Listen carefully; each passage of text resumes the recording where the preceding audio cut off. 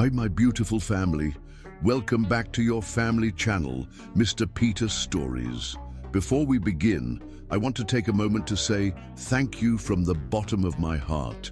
The love, support, and prayers you shower upon me, Binta, and our entire family mean more than words can express.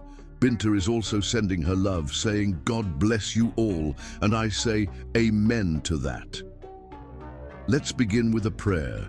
Heavenly Father, I come before you with a heart full of gratitude for this beautiful family you have given me.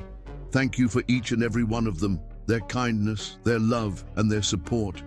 Bless them abundantly, Lord. Fill their lives with joy, peace, and endless love. Protect them and their families, guide their steps, and strengthen them in times of need. May their hearts always be filled with faith, hope, and happiness. Father, I also lift up those who are struggling today, those who are feeling lost, broken, or burdened. Wrap them in your loving arms and remind them they are never alone. Let your light shine upon them and give them the strength to overcome every challenge. In Jesus' name, I pray. Amen. My beautiful family, never forget, you are deeply loved, you are cherished, you are never alone. I am here for you, and together we will continue this journey of love, emotions, and unforgettable stories. To my new family members, welcome. You are now part of something special, a home filled with warmth, passion, and heartfelt moments. I promise you today's story will touch your soul. And speaking of stories, how was the last one? Did it move you? Did it make you feel something deep inside? Let me know, because your happiness is my greatest reward. Now, let's begin this journey together. Open your heart, take my hand, and let's dive into a story that will stay with you forever. I love you all so much. God bless you. The autumn winds swept through Manhattan as Brendan Guptill pushed open the heavy wooden doors of Columbia University's library. Golden rays of sunlight filtered through the towering windows, casting long shadows across the polished marble floors. The familiar scent of aged paper and leather-bound books enveloped him as he adjusted his Italian silk tie, a small reminder of the corporate world he was trying to escape, if only for a few hours. At 32, Brendan had already made his mark on Wall Street. His office at Goldman Sachs overlooked the bustling financial district, a testament to his meteoric rise through the ranks. Yet here he was, seeking solitude among dusty tomes and whispered conversations, a world away from the frenetic energy of trading floors and boardrooms. That's when destiny intervened. Through the dancing motes of dust in the afternoon light, he saw her. Celine Stone sat alone at a corner table, her elegant fingers tracing lines in a worn copy of Pride and Prejudice. Her burgundy cashmere sweater complemented her radiant complexion, and her curly hair was pulled back in a sophisticated twist that accentuated the graceful curve of her neck. A pair of vintage tortoise-shell glasses perched delicately on her nose, adding an air of intellectual allure to her natural beauty. Brendan found himself frozen, briefcase hanging forgotten at his side. She turned a page with deliberate care, and the simple gesture held more grace than any choreographed dance he'd witnessed at New York's finest galas. Without conscious thought, his feet carried him toward her table. "Mind if I join you?" The words left his mouth before he could second-guess himself. All the other tables seemed to be occupied. It wasn't entirely true. There were several empty spots near the economics section, but something about her demanded proximity. She looked up, and Brendan felt the air leave his lungs. Her eyes were the color of aged whiskey and firelight, flecked with gold and warmth that seemed to peer directly into his soul. A slight smile played at the corners of her full lips, painted a subtle shade of rose that matched the blush rising in her cheeks. "Only if you promise not to disturb my reading," she teased, her voice carrying a hint of playfulness that belied the serious expression she was trying to maintain. She moved her stack of books aside, creating space at the massive oak table that suddenly felt intimately small. I wouldn't dare come between a woman and Jane Austen, he replied, setting down his briefcase with uncharacteristic care. His usual confidence wavered as she studied him with those remarkable eyes. Though I must admit it's refreshing to see someone reading the classics for pleasure rather than obligation. Her smile widened, and she placed a silk ribbon bookmark between the pages.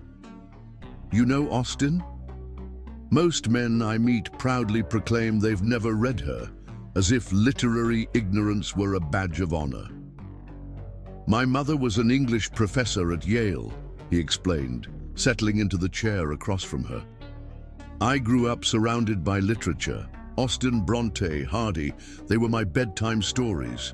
He extended his hand across the table. Brendan Guptill.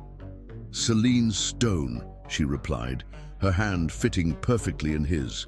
The touch sent an electric current through his body, and he found himself holding on a moment longer than strictly necessary. Architecture major with a minor in art history. And you? Something tells me you're not a regular in this section of the library. Investment banking, he admitted, expecting to see the usual flicker of dollar signs in her eyes. Instead, she looked genuinely intrigued. Numbers by day, literature by night. A man needs balance in his life. A man of contradictions, she mused, removing her glasses and setting them aside. Without the lenses between them, her gaze was even more devastating. Tell me, Mr. Guptill, what brings an investment banker to the architecture section of the library? Surely the financial district has quieter spots for whatever work you're avoiding. Her perception startled a genuine laugh from him. Guilty as charged. The office can be overwhelming. Sometimes I need to remember there's more to life than quarterly reports and market projections. He gestured to her book. And please call me Brendan. Mr. Guptill is my father, and he'd be horrified to know I'm neglecting work to discuss 19th century literature. Their conversation flowed effortlessly, hours dissolving like sugar in hot tea. They discovered shared passions for classical music, French cinema, and hole-in-the-wall restaurants that served authentic ethnic cuisine. Celine's enthusiasm for architecture was infectious as she described her latest project, the restoration of a historic brownstone in the Upper West Side. It's about seeing the potential beneath the surface, she explained, sketching quick lines on a spare piece of paper to illustrate her point. These old buildings have souls, stories written in their foundations. My job is to honor those stories while writing new chapters.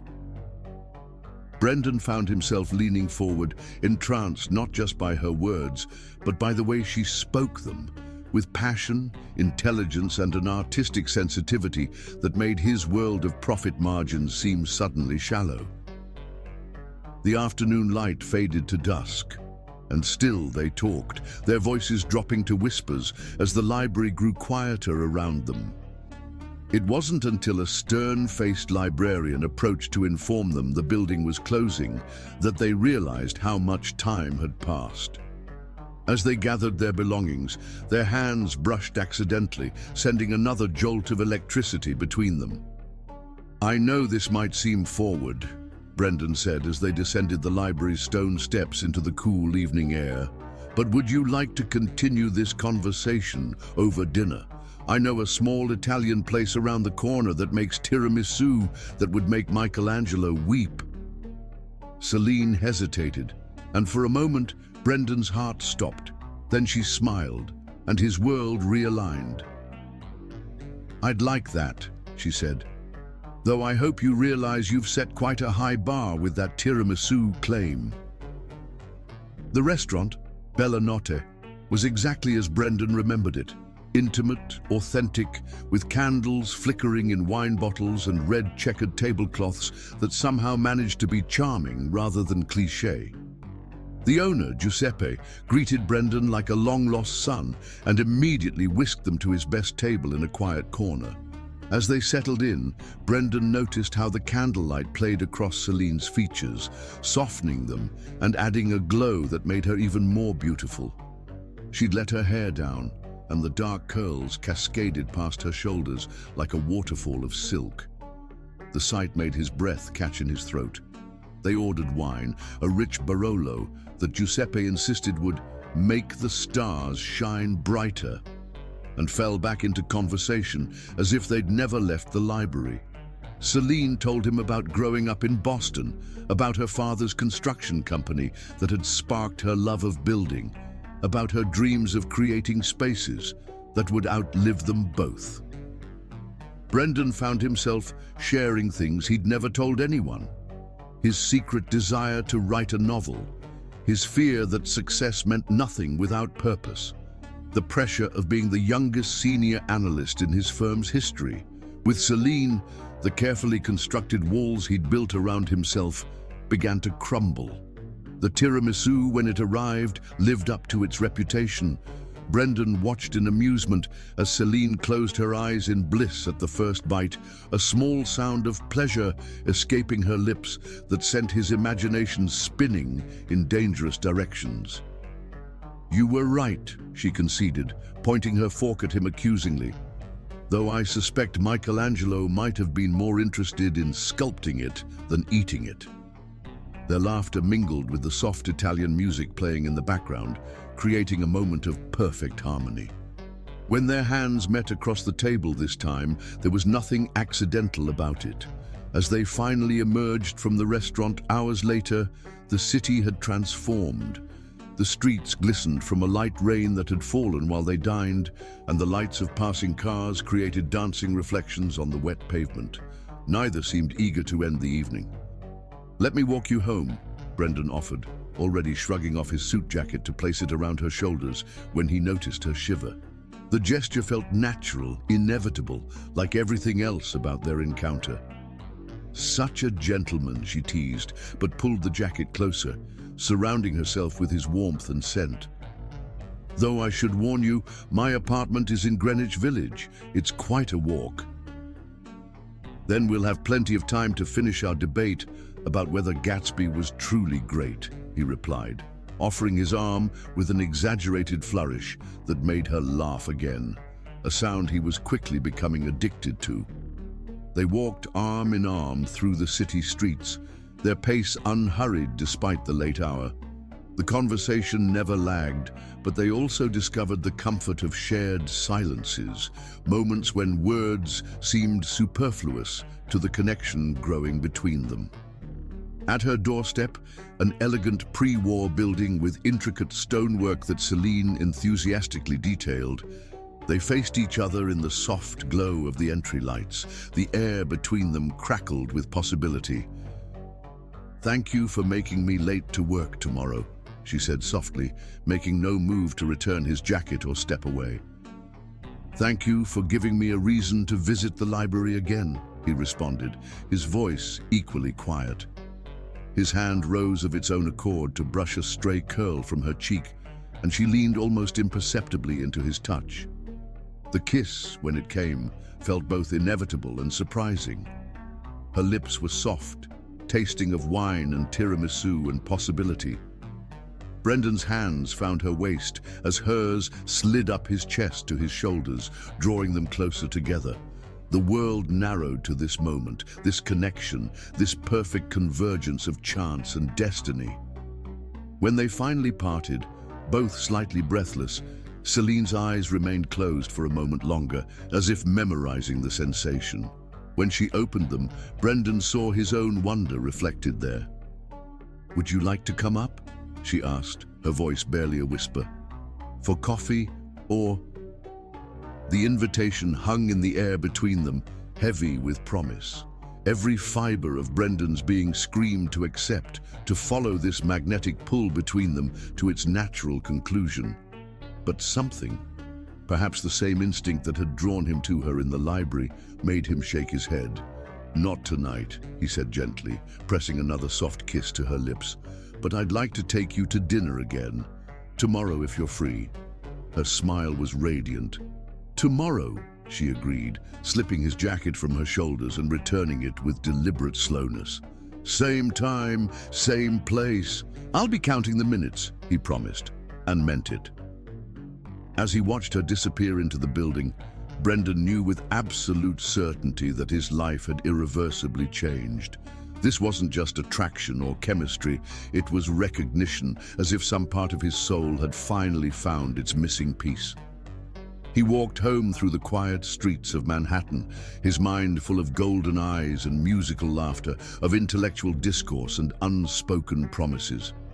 For the first time in years, the numbers and strategies that usually occupied his thoughts were silent, replaced by poetry he thought he'd forgotten. Tomorrow couldn't come soon enough. Chapter 2. Love in Bloom. Spring arrived in New York City with a flourish of cherry blossoms and possibility. 3 months had passed since that fateful evening in the library, and Brendan and Celine's relationship had blossomed like the flowers in Central Park. Their daily lives had become a dance of stolen moments and passionate encounters, each one deepening their connection. The evening air was warm as Brendan waited outside Bella Notte, their now favorite restaurant. His fingers traced the small velvet box in his pocket. Not a ring, not yet, but a pair of vintage pearl earrings he'd found in an antique shop that reminded him of Celine's elegant taste. The city lights sparkled off the recently rain-washed streets, creating a magical atmosphere that matched his anticipation. Celine appeared like a vision through the misty evening, wearing a cream-colored dress that floated around her curves. Her hair was loose tonight, dark curls framing her face in the way that always made Brendan's heart skip a beat. As she approached, her smile illuminated the darkness better than any street lamp. "You look breathtaking," he said, drawing her close for a kiss that lingered just long enough to make Giuseppe, watching from inside, chuckle and shake his head. "And you," she replied, straightening his tie with familiar intimacy, "look like you've been plotting something. You have that mysterious gleam in your eye." Inside, their usual table awaited, complete with a bottle of their favorite Barolo already breathing. The candlelight cast intimate shadows across the checkered tablecloth as they settled into their seats, knees touching beneath the table in a way that sent electricity through both of them. "Tell me about your latest design," Brendan encouraged, watching her face light up with passion as she pulled out her sketchbook. Over the past months, he'd grown to love these moments when she shared her architectural visions with him. "It's a restoration project," she explained, spreading detailed drawings across the table. "This beautiful old brownstone from the 1890s. The owners want to modernize it while preserving its historic character." Her fingers traced the lines with the same care she'd shown that first day with her copy of Pride and Prejudice. "It's like solving a puzzle, finding the balance between past and present." "That's what I love about you," he said, reaching across the table to take her hand. "You see beauty in everything, even in broken things." She squeezed his hand, her eyes meeting his with an intensity that made the rest of the restaurant fade away. "Nothing's really broken, Brendan, just waiting to be reimagined." The evening progressed like a symphony, each moment building on the last. They shared stories of their day, his latest investment success, her breakthrough with a challenging client. Their conversation flowed as smoothly as the wine, punctuated by laughter and tender touches. After dinner, they walked through the city streets hand in hand, neither ready to end the evening.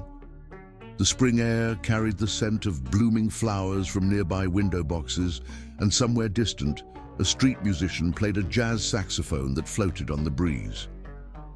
"Come up for coffee?" Celine asked when they reached her building, though both knew coffee was the last thing on either of their minds. Inside her apartment, the city lights twinkled through the floor-to-ceiling windows she loved so much. Brendan had grown familiar with this space over the past months. The carefully curated art on the walls, the architectural models scattered across her work table, the comfortable mix of vintage and modern furniture that perfectly reflected its owner. "Wait," he said as she moved toward the kitchen. "I have something for you." Her eyes widened as he withdrew the velvet box from his pocket. "Brendan, don't worry," he assured her with a smile. "It's not that kind of box. Not yet." He opened it to reveal the pearl earrings, watching as her face softened with appreciation. "They're beautiful," she whispered, touching them gently. "Like something from another era." "They reminded me of you," he said, helping her put them on. "Classic, elegant, timeless." She turned to look in the mirror, admiring how they caught the light. When she faced him again, her eyes were shining with emotion. "I love them," she said. "I love you." The words hung in the air between them, the first time either had spoken them aloud. Brendan's heart soared as he drew her into his arms. "I love you too," he murmured against her lips, "more than I thought possible." Their kiss deepened, filled with all the passion and tenderness that had been building between them. Celine's hands slid up his chest to his shoulders as his wrapped around her waist, pulling her closer. The city noise faded away until all they could hear was the sound of their hearts beating in sync. Later, as moonlight streamed through the windows, they lay entwined on her bed, the pearl earrings glinting on her nightstand. Brendan traced lazy patterns on her bare shoulder, marveling at how perfectly they fit together. Her curls spread across his chest like a dark waterfall, and her skin glowed in the gentle light. "Tell me what you're thinking," she murmured, pressing a kiss to his collarbone. "I'm thinking about how lucky I am," he replied, running his fingers through her hair, "about how one random day in a library changed everything." She propped herself up on an elbow to look at him, her eyes full of love and mischief. "Random? I think not, Mr. Guptill. I'd seen you there before, you know, always in your perfect suits, looking so serious among the books." "You had?" He was genuinely surprised. "Why didn't you ever say anything?" "I was waiting for the right moment," she said with a smile, "for you to finally notice me." "I notice everything about you," he said, pulling her down for another kiss. "The way you bite your lip when you're concentrating on a design, how your eyes light up when you talk about architecture, the little sigh you make when you're perfectly content." As if on cue, she made that very sigh, settling back against his chest. "We fit," she said simply, "like pieces of a puzzle I didn't even know I was trying to solve. Their differences, which might have driven others apart, only seemed to strengthen their bond." His structured world of finance complemented her creative spirit. Where he saw numbers and patterns, she saw possibilities and potential. Together, they created a harmony neither had known they were missing. The night deepened around them as they talked about everything and nothing, their dreams, their fears, their hopes for the future. Brendan found himself sharing thoughts he'd never voiced to anyone else, about his desire to make a difference beyond just making money, about his secret wish to write a novel someday. Celine listened with complete attention, offering insights that showed how deeply she understood him. In turn, she shared her own vulnerabilities, her worry that her artistic vision might not be enough in the competitive world of New York architecture, her struggle to balance creativity with practicality. As dawn began to paint the sky in soft pastels, they finally drifted to sleep, wrapped in each other's arms. The last thing Brendan saw before closing his eyes was Celine's peaceful face, and he knew with absolute certainty that this was what happiness felt like. The next few months passed in a blur of beautiful moments. They developed routines that felt as natural as breathing. Sunday brunches at their favorite cafe, evening walks through Central Park, lazy mornings spent reading the newspaper together in bed. Yet each day brought new discoveries, new reasons to fall deeper in love. Brendan found himself leaving little surprises in Celine's apartment, fresh flowers on her drafting table, her favorite chocolates by her coffee maker, handwritten notes quoting poetry he remembered from his mother's lessons. Celine responded with her own gestures, sketching his profile while he worked at her dining table, cooking his favorite meals when he had difficult days at the office, sending him architectural drawings of their future dream home. Their friends noticed the change in them. Brendan's colleagues commented on his lighter mood, the way he now left the office at reasonable hours instead of working until midnight. Celine's artistic friends remarked on how her designs had taken on new depth and emotion, as if her personal happiness had found its way into her professional creativity. One particularly memorable evening, they hosted a dinner party for their closest friends. Celine had spent hours preparing her grandmother's recipes, filling her apartment with the scents of herbs and spices. Brendan watched her move around the kitchen with grace and confidence, falling in love with her all over again. Their guests included Alexandra Martinez, who had become their biggest supporter. She watched them throughout the evening with knowing eyes, noting how they moved in perfect synchronization, anticipating each other's needs without a word. "You two," she declared after several glasses of wine, "are disgustingly perfect together. It's like watching a romance novel come to life." Brendan and Celine exchanged amused glances, but neither could deny the truth in her words. They had found something rare and precious, a love that seemed to grow stronger with each passing day. As spring turned to summer, their relationship deepened further. They began spending more time at Brendan's penthouse apartment, its sleek modern lines softened by Celine's influence. Colorful throw pillows, artistic photographs, vases of fresh flowers. His space, like his life, was transformed by her presence. One weekend, they took a spontaneous trip to the Hamptons, renting a beachfront cottage that combined their tastes: historic architecture with contemporary comforts. They spent hours walking on the beach, talking about their future, making plans that felt both exciting and inevitable. "I want to build something lasting," Celine told him as they watched the sunset paint the sky in brilliant colors. "Something that stands the test of time." "Like us?" Brendan pulled her close, kissing her temple. "Exactly like us," she replied, turning in his arms to face him. "We're creating our own masterpiece, aren't we?" "The best kind," he agreed, "one that gets more beautiful every day." That night, as they lay in bed listening to the waves crash against the shore, Brendan realized he was ready for the next step. Not just ready, eager. He wanted to make their connection permanent, to build a life with this extraordinary woman who had transformed his world.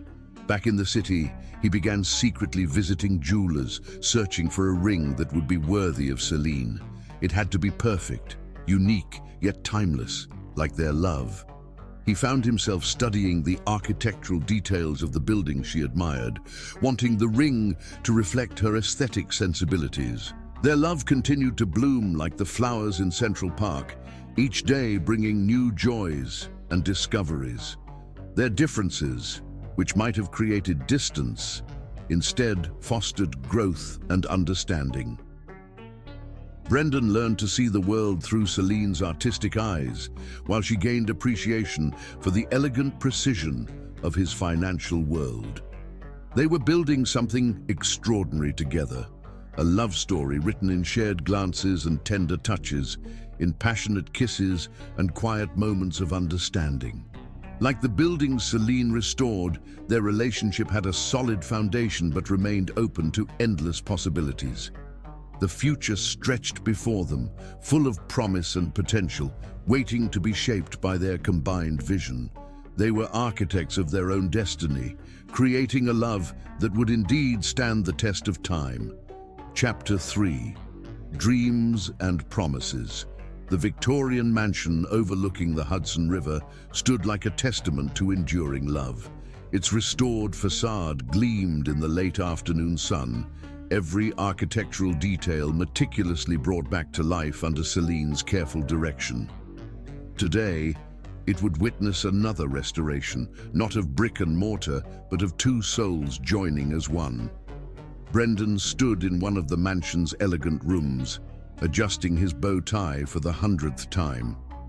Through the tall windows, he could see guests arriving, making their way up the curved pathway that Celine had lined with vintage lanterns. His heart raced with anticipation, knowing that somewhere in this magnificent building, his bride was preparing for their moment. In her preparation suite, Celine sat at an antique vanity, watching as her mother secured the last pearl pin in her hair. The vintage-inspired wedding dress she'd designed herself lay carefully draped across a chaise lounge, its delicate lace and flowing lines a perfect blend of classic and contemporary, just like their love. Alexandra Martinez, their mutual friend and maid of honor, appeared in the doorway, her emerald green dress rustling softly. "It's almost time," she said, her eyes glistening with happy tears. "Are you ready?" Celine's reflection smiled back at her, radiant with joy and anticipation. "I've been ready since that first day in the library," she replied, standing to step into her dress. The gown transformed her into something ethereal. The silk charmeuse flowed like water over her curves, while the vintage lace overlay told stories of romances past and present. Her mother gasped softly, pressing a hand to her heart. "You look like a dream," Alexandra whispered, helping to arrange the train. "Brendan won't know what hit him." In his room, Brendan reached into his pocket, touching the folded paper containing his vows. He'd rewritten them dozens of times, trying to find words worthy of their love. How could mere language capture the way Celine had transformed his world? How could he express the depth of his commitment to their shared future? A knock at the door revealed his best man, James, holding 2 glasses of aged scotch. "Traditional Dutch courage," he said with a grin, handing one to Brendan. "Though I doubt you need it. I've never seen 2 people more certain about anything." Brendan accepted the glass, thinking about the journey that had led them here. Every moment, every decision, every twist of fate had been leading to this day. He remembered their first kiss on her doorstep, the way she'd looked in the candlelight at Bella Notte, the joy in her eyes when he'd proposed in the library where they'd first met. The ceremony space took everyone's breath away. Celine had transformed the mansion's grand ballroom into a magical setting that honored both the building's history and their personal story. Vintage books served as centerpieces, their pages opened to passages about love. Crystal chandeliers cast warm light over arrangements of white roses and ivy, while architectural sketches of famous romance-inspired buildings decorated the walls. As the string quartet began to play, Brendan took his place at the altar.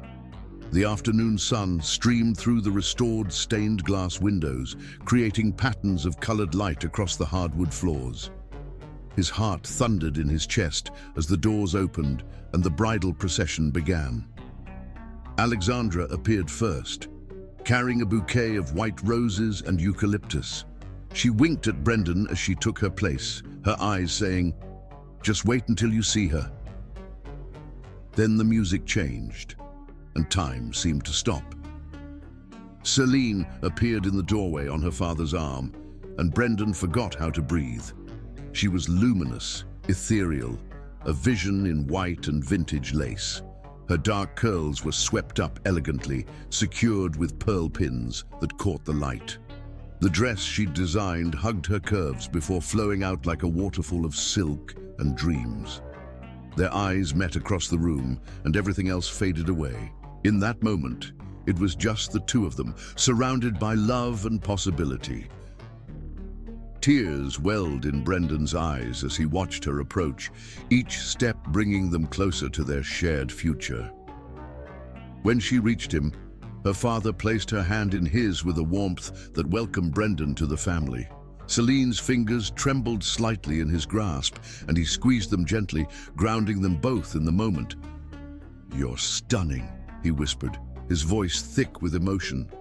"So are you," she replied softly, her eyes shining with unshed tears of joy.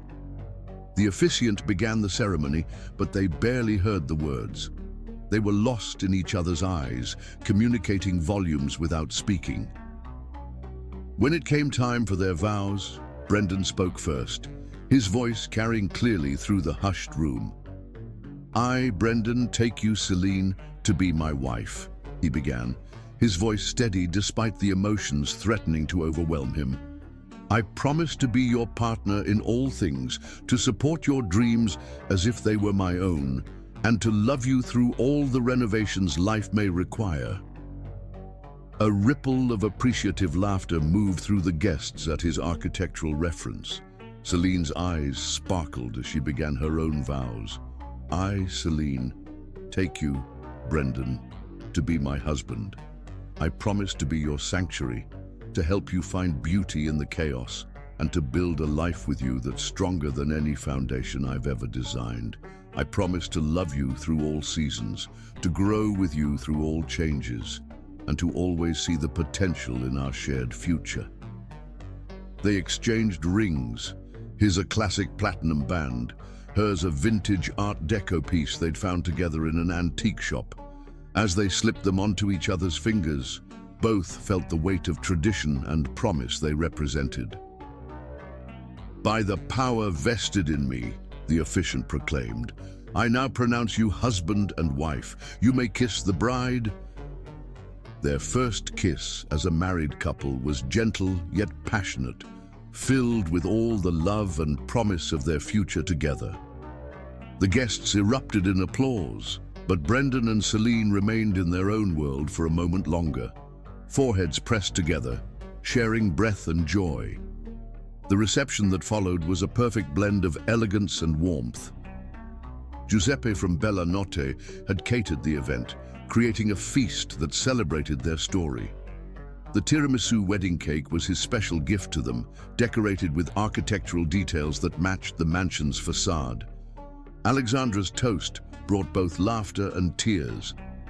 "I watched these two fall in love," she said, raising her champagne glass.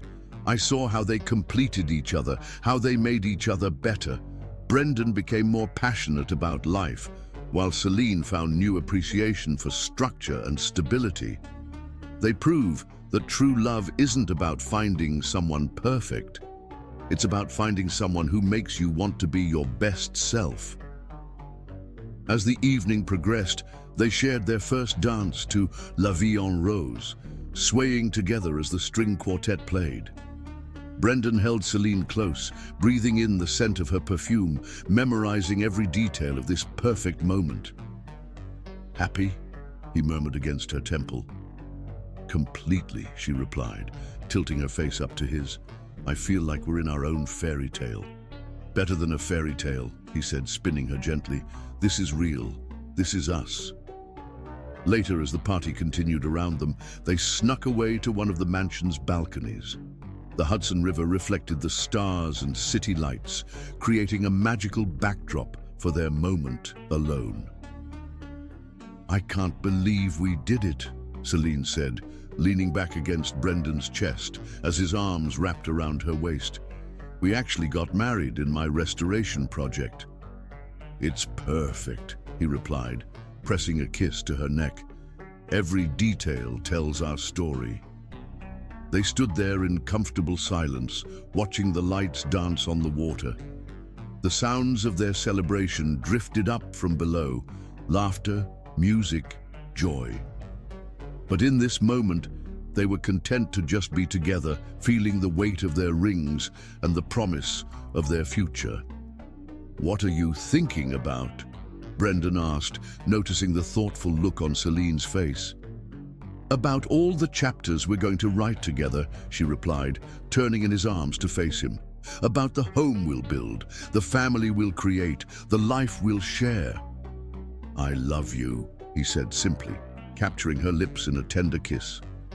"I love you too," she whispered against his mouth. "Forever." They rejoined their guests for more dancing, more champagne, more celebration of their love. The night seemed to stretch endlessly, filled with moments they would treasure forever, dancing with their parents, cutting the cake, laughing with friends, stealing kisses whenever they could. As the evening drew to a close, they made their way through a shower of rose petals to the vintage Rolls-Royce, waiting to take them to their honeymoon suite at the plaza.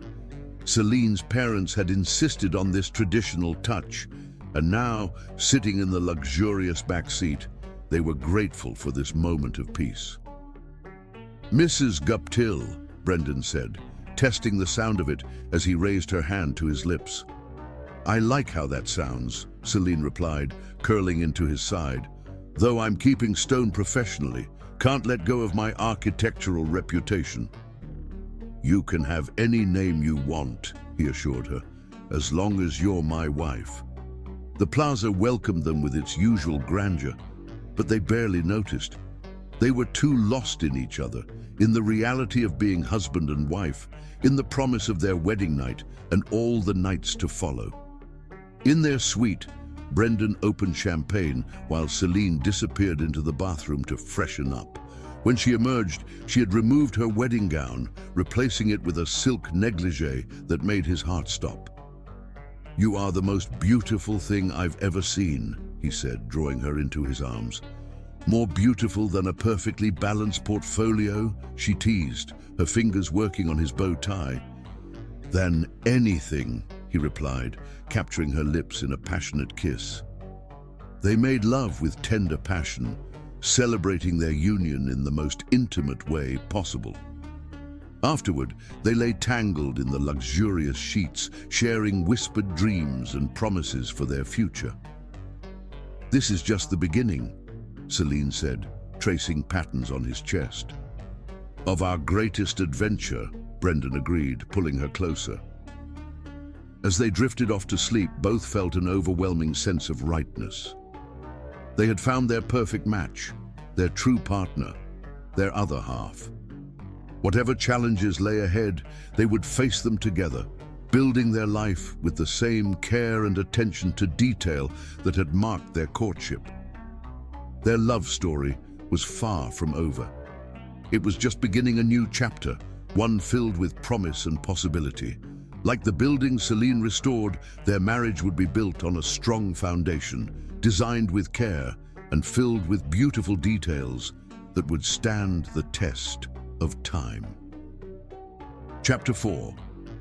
The First Cracks. The first hairline fractures in their marriage appeared gradually, like small imperfections in a seemingly flawless foundation. It began during their third year together, as both their careers entered crucial growth phases. Brendan had been steadily climbing the ranks at Goldman Sachs, his natural talent for finance catching the attention of senior partners. Meanwhile, Celine's architectural firm had begun taking on increasingly prestigious restoration projects. Spring bled into summer, and their penthouse apartment overlooking Central Park grew quieter. The passionate discussions that once filled their evenings were gradually replaced by the soft hum of laptops and the gentle tick of the antique clock Celine had restored during their first year of marriage.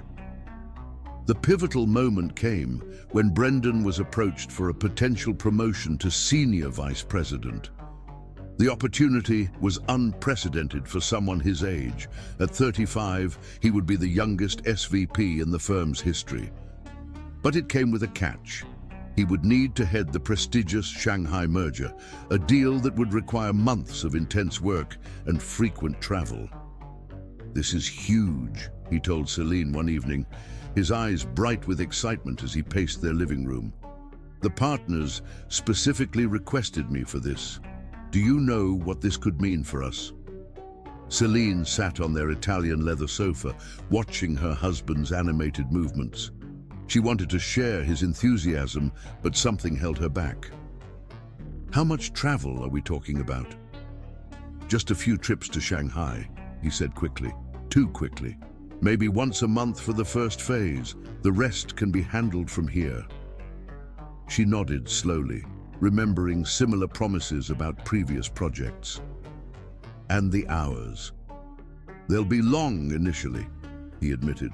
"But once the deal is structured, things will calm down. 6 months, maybe 8 at most." That was the first crack, not in what he said, but in what remained unspoken. They both knew, initially, could stretch indefinitely, that 6 months often became a year or more. But neither voiced these concerns, letting them sink beneath the surface of their relationship like stones in a still pond. The changes came subtly at first. Brendan began arriving home later, his mind still wrapped in complex financial calculations, even when he was physically present. Celine found herself spending more evenings alone, her dinner preparations growing simpler as solo meals became the norm rather than the exception. One particularly late evening, she sat at their dining table, the candles burned low beside an untouched meal she'd prepared hours ago. She wore the emerald silk dress she'd bought for their anniversary, her dark curls arranged elegantly, though some had escaped to frame her face in the hours of waiting. The sound of keys in the door made her look up. Brendan entered, loosening his tie as he set down his briefcase. Exhaustion was etched in every line of his face, but it wasn't just physical tiredness. There was a distance in his eyes that hadn't been there in their early days. "You missed dinner again," she said softly, her voice carrying no anger, only a deep sadness that cut through his fatigue. "I'm sorry," he replied automatically, then registered her dress, the candles, the careful table setting. Real regret flashed across his features. The Shanghai team needed updated projections and the time difference. "I know, Brendan. Everything's always important for your career." She stood, gathering the untouched plates. The candlelight caught the tears she was trying to hide. "But what about us? When was the last time we had a real conversation that wasn't about work?" "That's not fair," he protested, following her to the kitchen. "I'm doing this for us, for our future. This merger could set us up for life." "Are you?" She turned to face him, and the pain in her eyes made him step back. "Sometimes I wonder if you even remember why we fell in love." The words hung between them like shattered glass. Brendan reached for her, but she moved away, busying herself with cleaning up the dinner she'd prepared hours ago. "Of course I remember," he said softly. "How could I forget? You were reading Pride and Prejudice in the library. You were wearing that burgundy sweater that made your skin glow. You teased me about being an investment banker in the architecture section."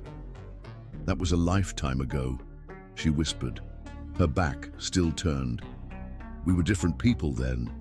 As if to prove her point, his phone buzzed with another message from Shanghai. The sound seemed to fill the kitchen, a technological intrusion into what should have been an intimate moment. Brendan's hand twitched toward his pocket, an unconscious gesture that didn't go unnoticed. "Go ahead," Celine said quietly. "It might be important."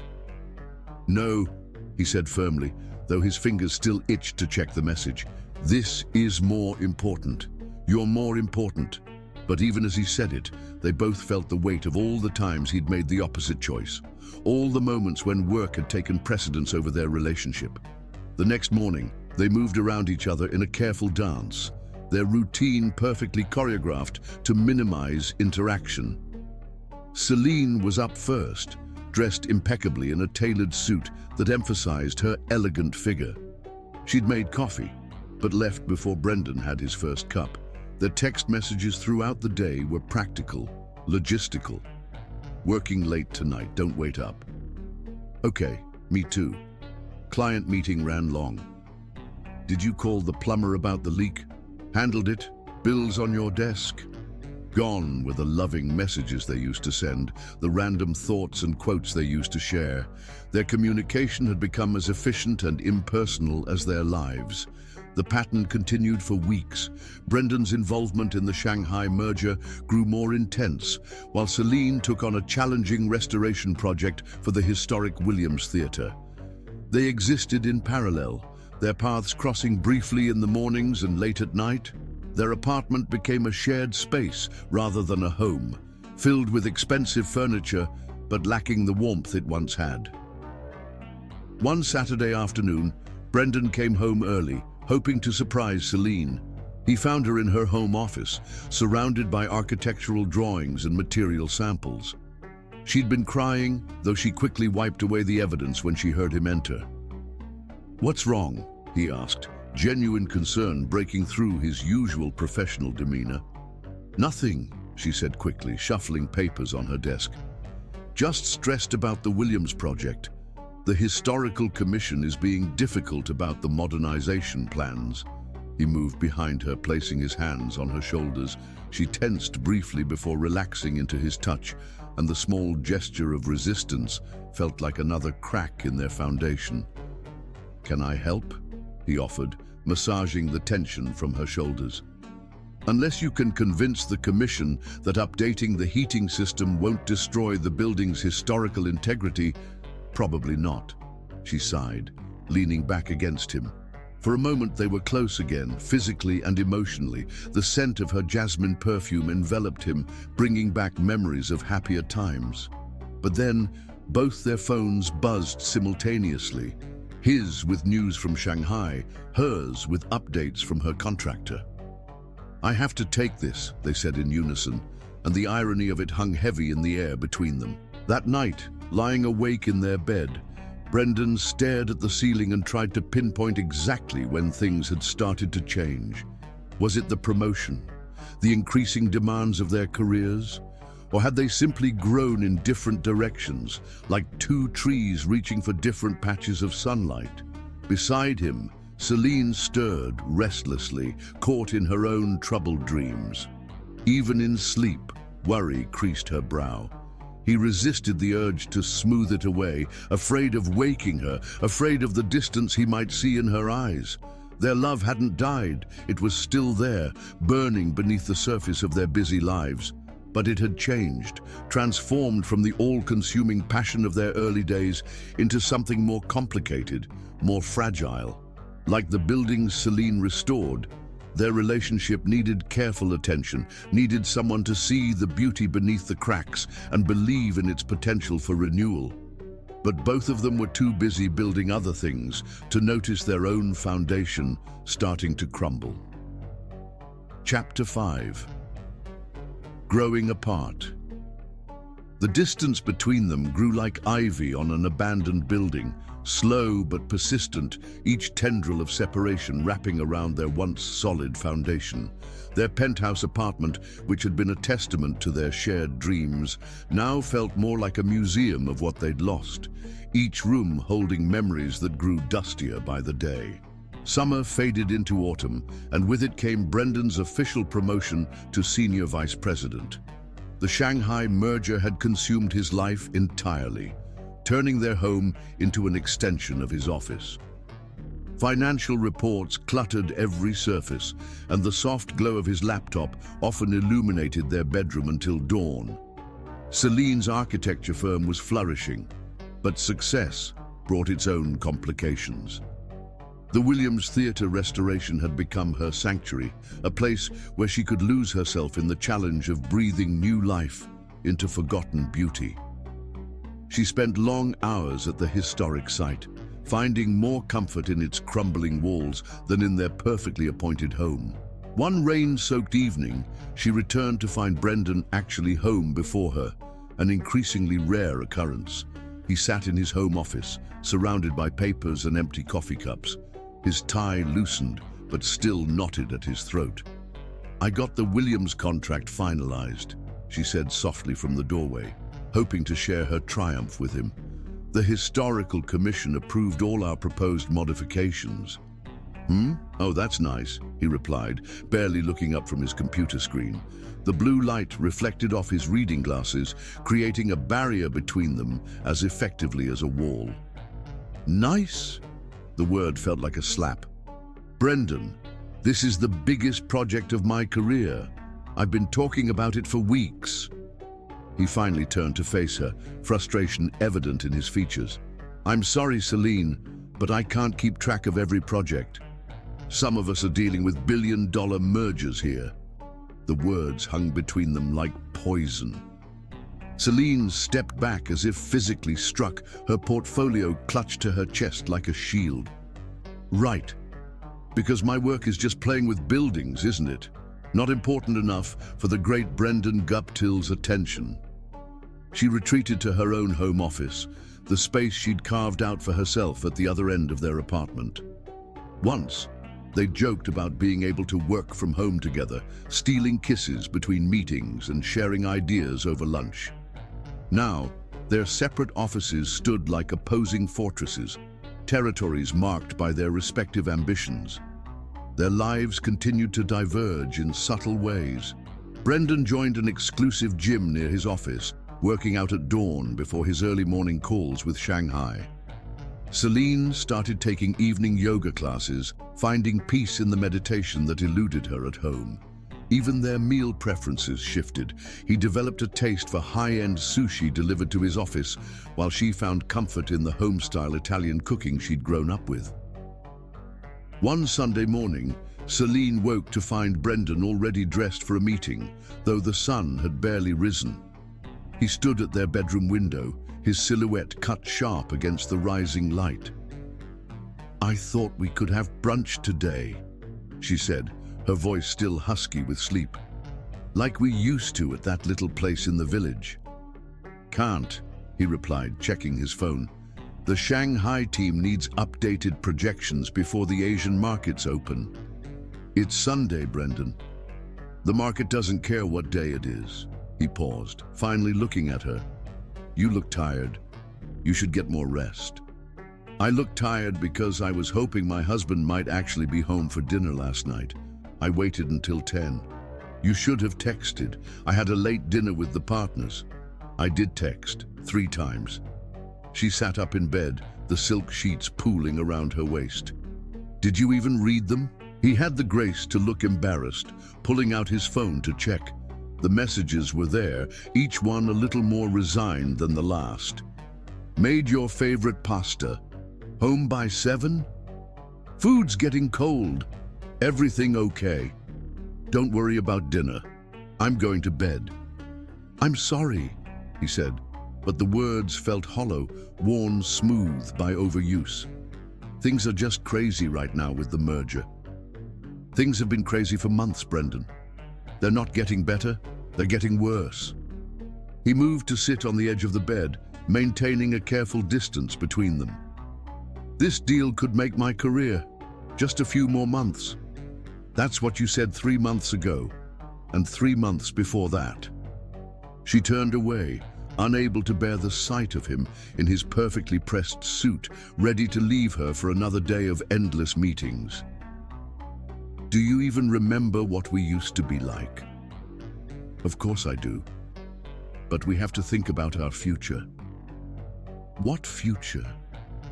She looked back at him, her eyes bright with unshed tears. "We're not building a future together anymore. We're building separate lives that happen to share an address." The truth of her words hit him hard. But before he could respond, his phone buzzed with another message from Shanghai. The moment shattered as he reached for it instinctively. "Go," she said quietly. "Your other life is calling." He hesitated for a moment, torn between his wife and his responsibilities. But in the end, he did what he'd been doing for months. He chose work. After he left, Celine lay in their bed, surrounded by expensive sheets that felt cold despite their high thread count. She remembered how they used to spend Sunday mornings here, reading the paper together, sharing coffee and dreams. Now the bed felt too big, the room too quiet. She got up and dressed for yoga, needing to escape the emptiness of their home. As she gathered her mat and water bottle, she caught sight of their wedding photo on the dresser. They looked so young, so in love, so certain that their love could conquer anything. The yoga studio became her refuge, a place where she could focus on her breath and forget about the growing void in her marriage. Her instructor often spoke about finding balance, about the importance of foundation in every pose. The irony wasn't lost on her.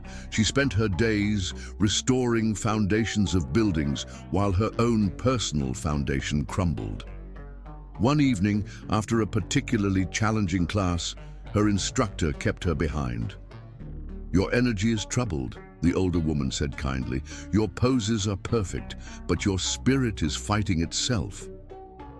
Celine tried to smile, but tears welled up instead. Is it that obvious? Only to someone who's been there. The instructor patted her hand. Sometimes we have to acknowledge the cracks before we can repair them. But acknowledging the cracks meant facing the possibility that some damage couldn't be repaired. That night, Celine stayed late at the Williams Theatre site, walking through the empty halls, running her hands along the walls that had witnessed a century of stories. The building had survived wars, economic downturns, and decades of neglect. Yet here it stood, waiting to be restored. If only love were as straightforward as architecture, she whispered to the silent space. When she finally returned home, Brendan was there, a rare occurrence these days. He sat in the darkness of their living room, illuminated only by the city lights streaming through their floor-to-ceiling windows.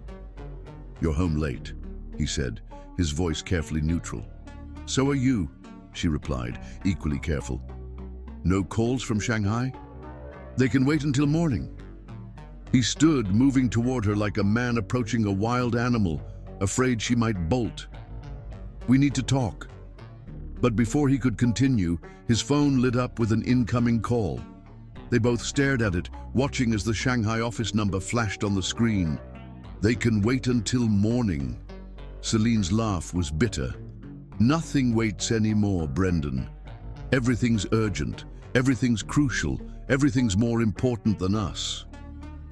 She turned away, retreating to her home office, leaving him standing there with his ringing phone and the weight of choices not made. Their love hadn't died. It was still there, burning beneath the surface of their busy lives. But it had changed, transformed from the all-consuming passion of their early days into something more complicated, more fragile. Like the building Celine restored, it needed careful attention, needed someone to see the beauty beneath the cracks and believe in its potential for renewal. But both of them were too busy building other things to notice their own foundation starting to crumble, too caught up in their separate successes to see their shared failure. The distance between them grew day by day, measured not in feet or inches, but in missed dinners, unreturned calls, and dreams that no longer aligned. Chapter 6. The Breaking Point. The argument that ended their marriage began like any other, small, insignificant, a tiny spark that ignited the kindling of resentment they'd gathered over years. It was a crisp autumn evening, eerily similar to the night they'd first met, when everything finally shattered. Brendan had actually made it home early, hoping to surprise Celine with tickets to the symphony, an attempt to reconnect, to recapture some of their old magic. He found her in their walk-in closet, methodically packing a suitcase. "What are you doing?" he asked, his voice catching in his throat as he watched her fold one of her favorite dresses, the burgundy one she'd worn on their first anniversary. "The Historical Commission approved my plans for the Williams Theatre," she said, without turning around. Her voice was steady, but her hands trembled slightly as she smoothed the fabric. "They want me to oversee the restoration personally. I'll be in Boston for the next 3 weeks." 3 weeks? The symphony tickets felt heavy in his pocket. "You didn't mention this before." "I tried." Now she did turn, and the sadness in her eyes struck him like a physical blow. "Last week at dinner, and the week before that. But you were always on calls, always distracted. Eventually I stopped trying." The truth of her words hit him hard. How many conversations had he missed? How many moments had slipped away while he was lost in his world of mergers and acquisitions? "I can't live like this anymore," Celine continued, her voice barely above a whisper. "We're living parallel lives, Brendan. We're not partners anymore. We're just two people sharing an address." "What do you want from me?" he demanded, frustration bleeding into his tone.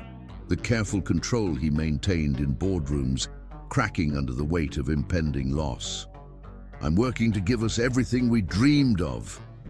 "No, You're working to prove something to yourself, and I'm tired of being collateral damage in your quest for success." Her hands went to her neck, unfastening the delicate gold chain he'd given her on their wedding day. She placed it on his desk with deliberate care. "I want a divorce." The word echoed in the room like a gunshot. Brendan stared at the necklace, its small pendant catching the light like a tear. "Celine, please. We built this marriage on a foundation of love," she said, and now tears were falling freely down her cheeks. "But we forgot to maintain it. Now it's too damaged to repair." "That's not true," he insisted, moving toward her. "We can fix this. I'll cut back at work.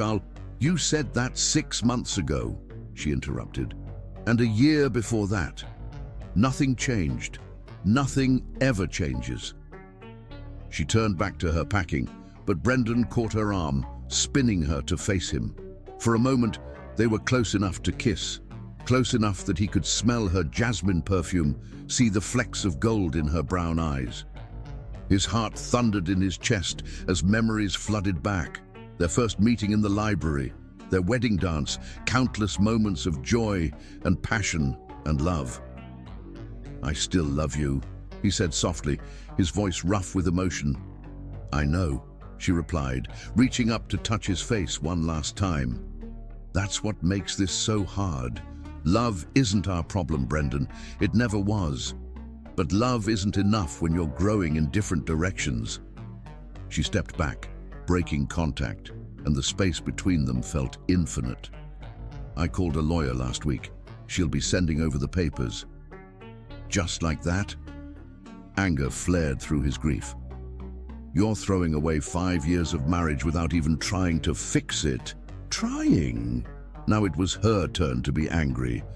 I've been trying to talk to you, trying to reach you, trying to save us for years, but you're never really here, even when you're physically present. Your mind is always on the next deal, the next merger, the next mountain to climb." She gestured around their luxurious bedroom, at all the trappings of success they'd accumulated. "Look at all this, Brendan. We have everything we thought we wanted, but somewhere along the way, we lost what we actually needed." The truth of her words struck him silent. He watched as she continued packing, each carefully folded piece of clothing, another brick in the wall rising between them. When had their dreams become obstacles? When had success become more important than happiness? "Remember our first apartment?" she asked suddenly, holding a simple cotton dress she'd worn back then. That tiny walk-up in the village with the temperamental heating and the view of the brick wall. "Of course I remember," he said softly. "We could barely afford the rent, but we were happy." "We were," she smiled sadly. "We had nothing but dreams and each other. And somehow, that felt like more than all of this." She gestured around their penthouse, at the expensive furniture and designer decor that had replaced their eclectic thrift store finds. Everything was perfect, polished, cold. "I miss that couple," she whispered. "I miss who we were before we became who we thought we should be."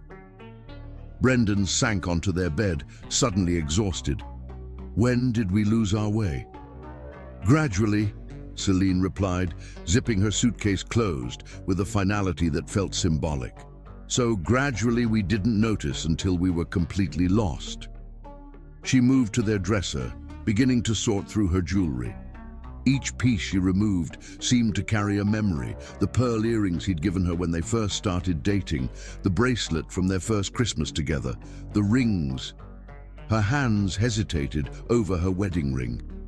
With trembling fingers, she slipped it off, placing it beside the necklace on his desk. The small clink of metal on wood seemed to echo in the silence. "I can't do this," Brendan said, standing abruptly. "I can't just watch you walk away." "Then don't watch," she replied softly. "Go to the office, bury yourself in work. Isn't that what you always do when things get difficult?" The accusation stung because it was true. How many times had he retreated to his office rather than face their problems? How many opportunities to connect had he sacrificed at the altar of ambition? "That's not fair," he protested, but his voice lacked conviction. "No, it's not fair," she agreed. "None of this is fair, but it's reality, our reality, the one we created choice by choice, absence by absence." She looked around their bedroom one last time, her eyes lingering on the photographs that tracked their journey from passionate young lovers to successful but disconnected professionals. "I'll have someone come for the rest of my things while you're at work. It's better this way." "Better for who?" he demanded, anger flaring again. "You're making this decision for both of us." "No, Brendan, you made this decision. Every time you chose work over us, every time you missed a dinner or cancelled a weekend away, every time you were physically present but mentally absent, you were choosing this ending." She picked up her suitcase, her movements graceful even in this moment of devastation. "I'm just finally accepting it." At the bedroom door, she paused. For a moment, Brendan thought she might change her mind, might turn back and give them another chance. But when she spoke, her words were soft and final. "I hope you find what you're looking for," she said. "I hope all of this turns out to be worth what it cost." Then she was gone, her footsteps echoing through their apartment one last time. Brendan stood frozen until he heard the front door close, then collapsed onto their bed. No, his bed now. The silence that followed was deafening. He could still smell her perfume on the pillows, still see traces of her presence everywhere he looked. The walk-in closet door stood open, the empty spaces in her side like missing teeth in a familiar smile. His phone buzzed. Shanghai again, always Shanghai. But for once, he didn't answer. Instead, he walked to his desk and picked up her wedding ring, still warm from her finger. How had they gone from that perfect day in the Victorian mansion to this moment of absolute loss? The symphony tickets fell from his pocket as he sat heavily in his office chair. Mozart's Requiem, her favorite piece. He'd thought it might be a way to bridge the gap between them, a reminder of the culture and passion they used to share. Now, it felt like a requiem for their marriage instead. That night, Brendan didn't sleep. He wandered their apartment like a ghost, seeing memories in every corner. There they were, dancing in the living room after closing on the penthouse, making breakfast together in the kitchen on lazy Sunday mornings, planning their future on the balcony under starlit skies. When dawn finally broke over the Manhattan skyline, he made 2 calls. The first was to his office, informing them he wouldn't be in today. The second was to their mutual friend, Alexandra, who answered despite the time difference in Australia. "She's gone," was all he could say before his voice broke.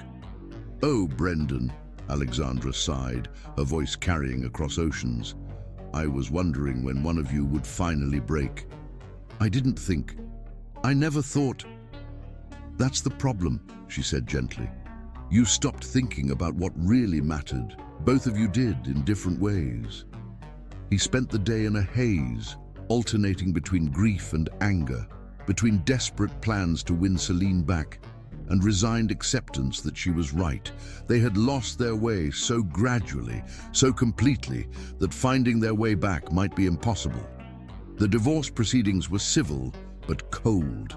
They divided their assets with the precision Brendan used in his financial deals and the attention to detail Celine applied to her blueprints.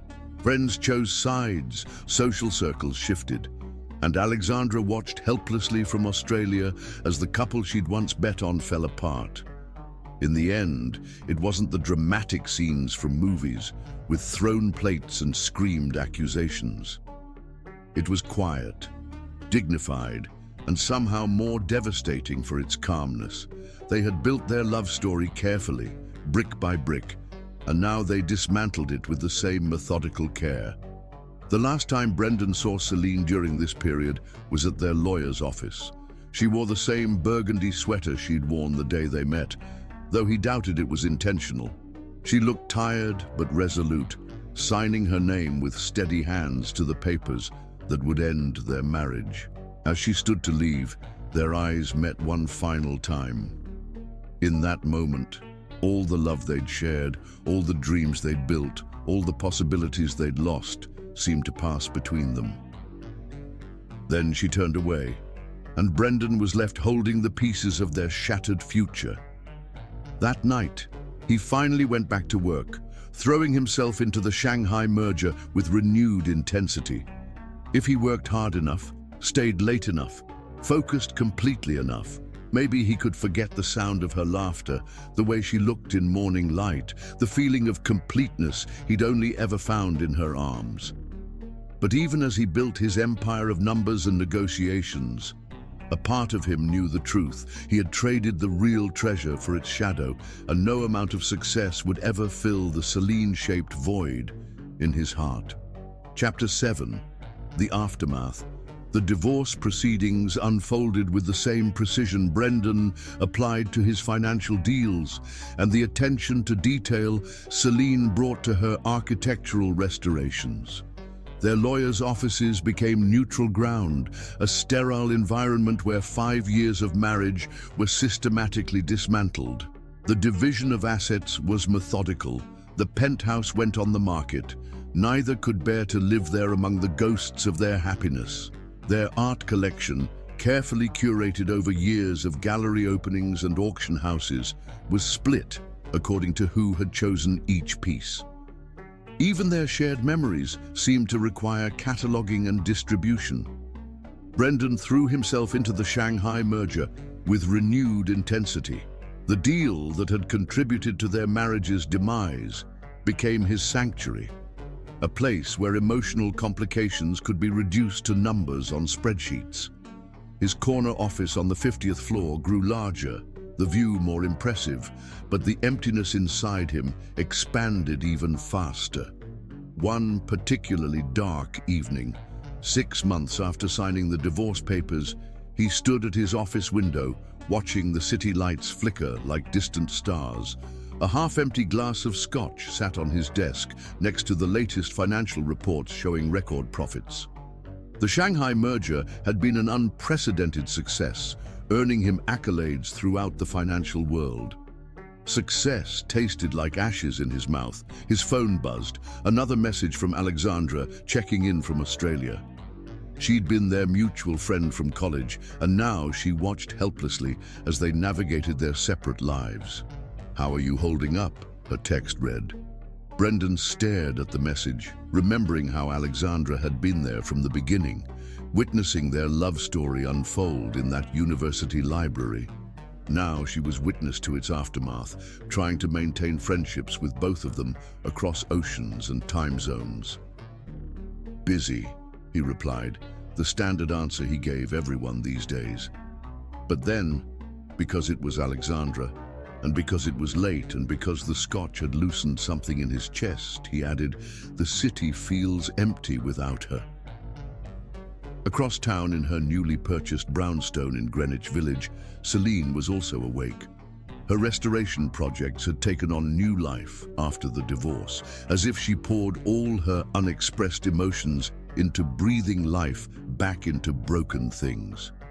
The Williams Theatre renovation had been a triumph, earning her recognition in architectural circles and a steady stream of high-profile commissions.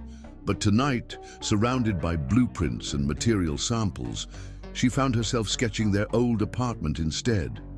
Every line on the paper brought back memories: the kitchen where they'd cooked Sunday brunches, the balcony where they'd planned their future, the bedroom where they'd made love and fought and finally grown apart. Her phone lit up with a message from Alexandra. "Just checked on Brendan. He's working too hard, just like you." Celine set down her pencil, studying the sketch she'd unconsciously created. "We always did have that in common," she wrote back. As summer turned to autumn, they developed new routines, new ways of moving through the city without crossing paths. Brendan joined an exclusive gym in the financial district, working out his frustrations before dawn. Celine found solace in evening yoga classes, learning to breathe through the pain of loss. Their friends divided themselves naturally, like water finding its own level. The financial crowd gravitated to Brendan, the creative circle to Celine. Only Alexandra refused to choose sides, maintaining her connections to both with stubborn determination. Brendan's penthouse in a sleek new high-rise grew more minimalist with each passing month.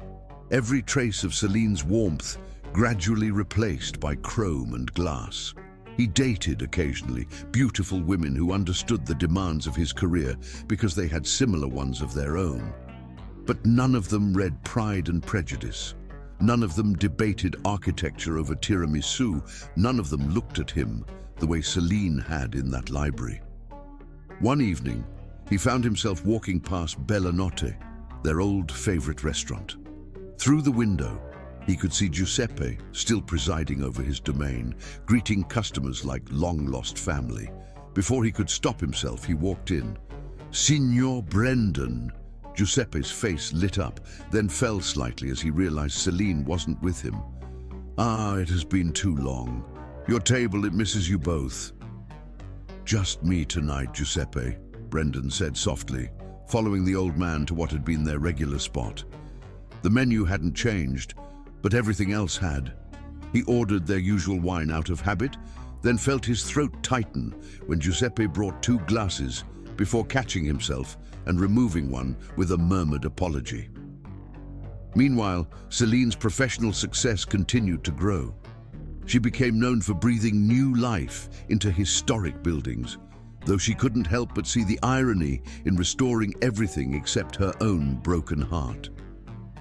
Her work took her across the city, each project a chance to lose herself in the challenge of preservation and renewal. She dated 2, an artist, a professor, even another architect. They were interesting men with passion and intelligence, but none of them understood how she could spend hours talking about the soul of a building. None of them quoted poetry while making her morning coffee. None of them were Brendan. The closest they came to meeting was at a charity gala at the Metropolitan Museum of Art. Celine had restored several of the museum's period rooms, and Brendan's firm was a major donor.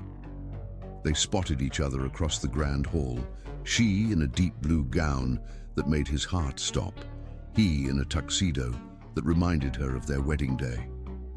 For a moment, their eyes met across the crowded room. The years fell away, and they were back in that library, young and in love and full of possibilities. Then someone stepped between them, breaking the connection, and when the path cleared again, both had retreated to opposite ends of the hall. Alexandra received 2 separate phone calls that night. "I saw her, Alex." Brendan's voice was rough. "She looked beautiful, happy." "I saw him," Celine whispered hours later. "He hasn't changed, but somehow he's completely different." Life continued its relentless march forward. Brendan expanded his influence in the financial world, while Celine's restoration projects grew more ambitious. They built separate lives, successful by any external measure, but both carried an awareness of something missing, like a building with perfect structure but no soul. 3 years after their divorce, Celine was featured in Architectural Digest for her work on a historic opera house. The article included a photo of her standing in the restored Grand Hall, looking elegant and professional in a cream-colored suit. Brendan kept the magazine in his desk drawer, though he told himself it was just to keep up with industry news. 4 years in, Brendan made Forbes' 40 Under 40 list. The profile mentioned his dedication to his work, his innovative approach to investment banking, his philanthropic contributions. Celine saw the article online and found herself tracing his face on the screen, noting the new lines around his eyes, the slight grey at his temples that made him look distinguished. Their influence on each other lingered in unexpected ways. Brendan found himself advocating for historical preservation in his real estate investments. Celine incorporated modern financial planning into her restoration projects. They had shaped each other in ways that survived their separation.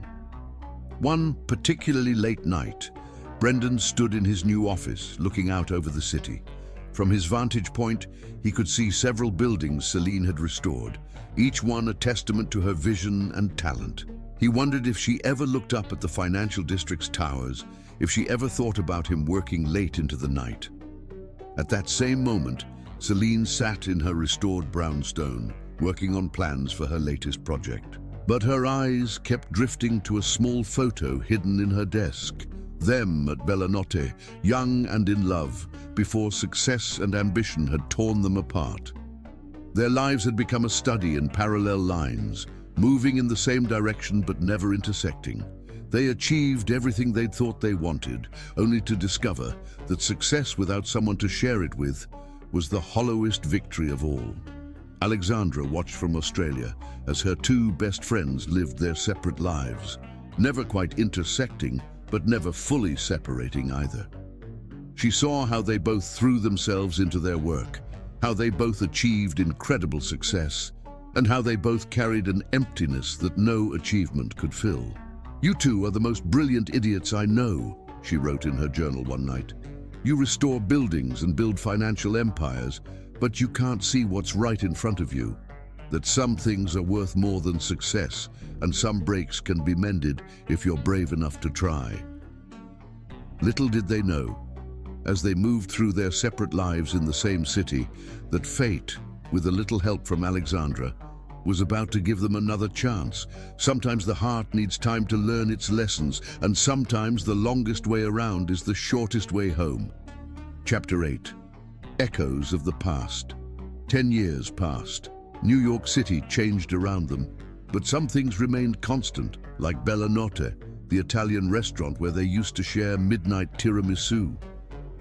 The small establishment stood unchanged on its quiet corner, a testament to enduring tradition in a city that never stopped evolving. On a warm spring evening, remarkably similar to the night of their first date, Brendan's town car pulled up outside the restaurant. He'd just closed a major infrastructure deal, one that would reshape Manhattan's skyline, but instead of feeling triumphant, he felt hollow.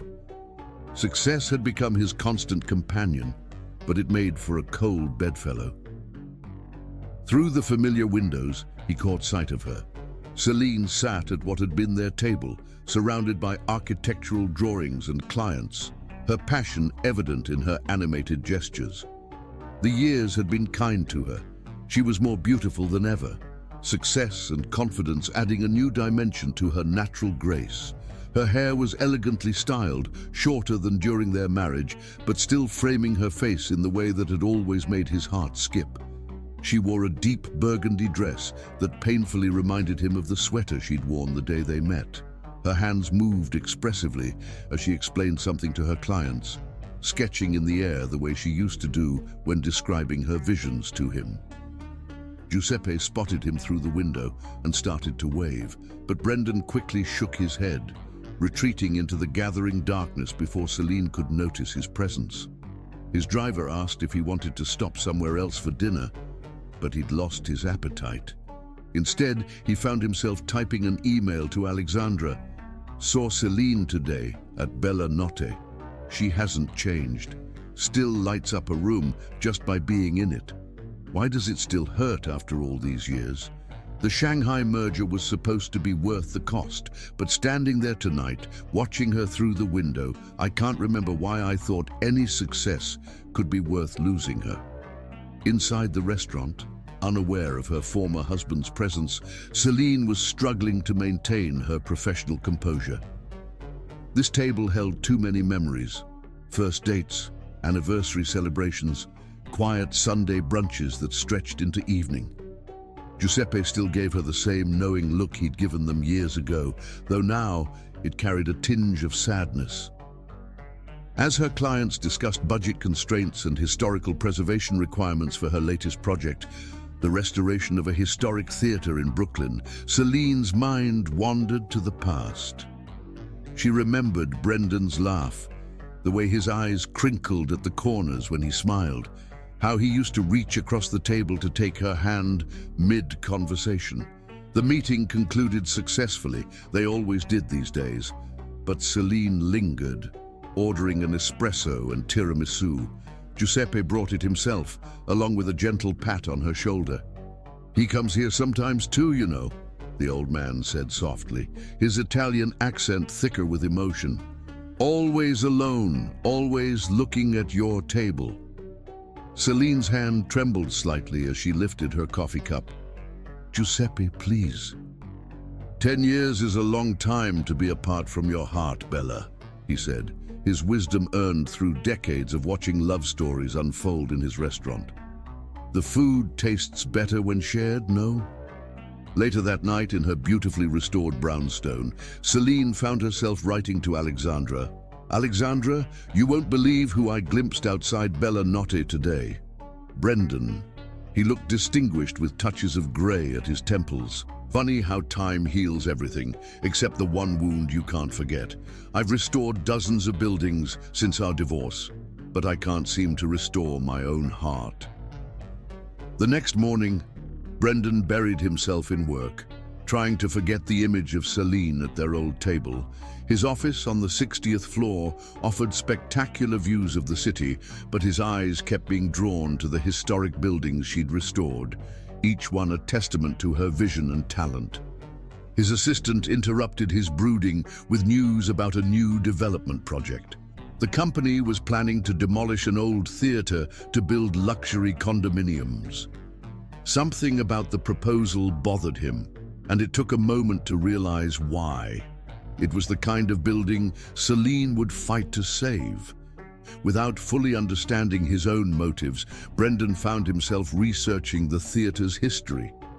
It had opened in 1920, hosted countless legendary performances, survived the Great Depression and New York's darkest days. It deserved better than demolition. He made some calls, pulled some strings, and by afternoon had arranged for the building to be considered for historical preservation status. His colleagues were puzzled by his sudden interest in architectural conservation, but he brushed off their questions with vague comments about community relations. Across town, Celine was presenting her latest restoration plans to the Historical Society when she noticed something interesting, a last-minute addition to the preservation list. The Martin Theatre, saved from demolition by an anonymous benefactor. She recognized the writing style in the proposal, the precise attention to financial details that could only come from one person. During a break, she found herself standing outside his office building, looking up at the towering glass structure. Somewhere up there, Brendan was probably orchestrating another million-dollar deal. Did he ever look down and see her buildings? Did he recognize her touch in the restored facades and renovated landmarks that now dotted the city? The doorman recognized her, some faces you don't forget even after a decade. Mrs. Guptill. I mean, Ms. Stone. I'm sorry. It's all right, Thomas, she said softly. They both pretended not to notice the tears in her eyes as she turned away. That evening, Brendan left work early for the first time in years. He found himself walking through the city, past buildings that held memories of their life together. The art gallery, where they'd had their first fight. The park where he'd proposed. The hotel where they'd spent their first night as husband and wife. New York had been their playground once, every street corner holding the possibility of adventure. Now, it felt like a museum of what they'd lost, each landmark a reminder of happiness slipped away. He stopped at a small bookstore, one of the few surviving independent shops in the city. In the classic section, he found a first edition of Pride and Prejudice. Without hesitation, he bought it, though he had no idea what he'd do with it. Meanwhile, Celine sat in her home office, surrounded by the organized chaos of her work. On her desk sat a framed photograph she couldn't bring herself to put away, the two of them at Bella Notte, young and in love, possibilities endless before them. Her phone rang, a client calling about the Martin Theatre Preservation Project. As she discussed potential restoration approaches, she couldn't help but wonder if Brendan would read about it in the papers. Would he recognize her influence in the designs? Would he remember how they used to dream about saving beautiful old buildings together?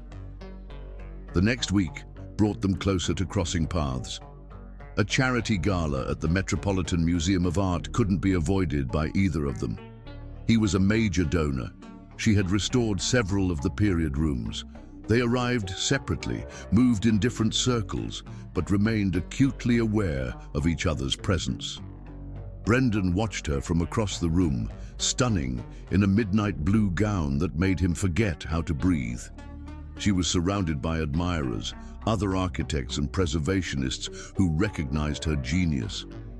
But he noticed how she wouldn't look directly at his side of the room, how she kept one hand pressed against her stomach, a gesture he remembered from their dating days when she was nervous but trying not to show it.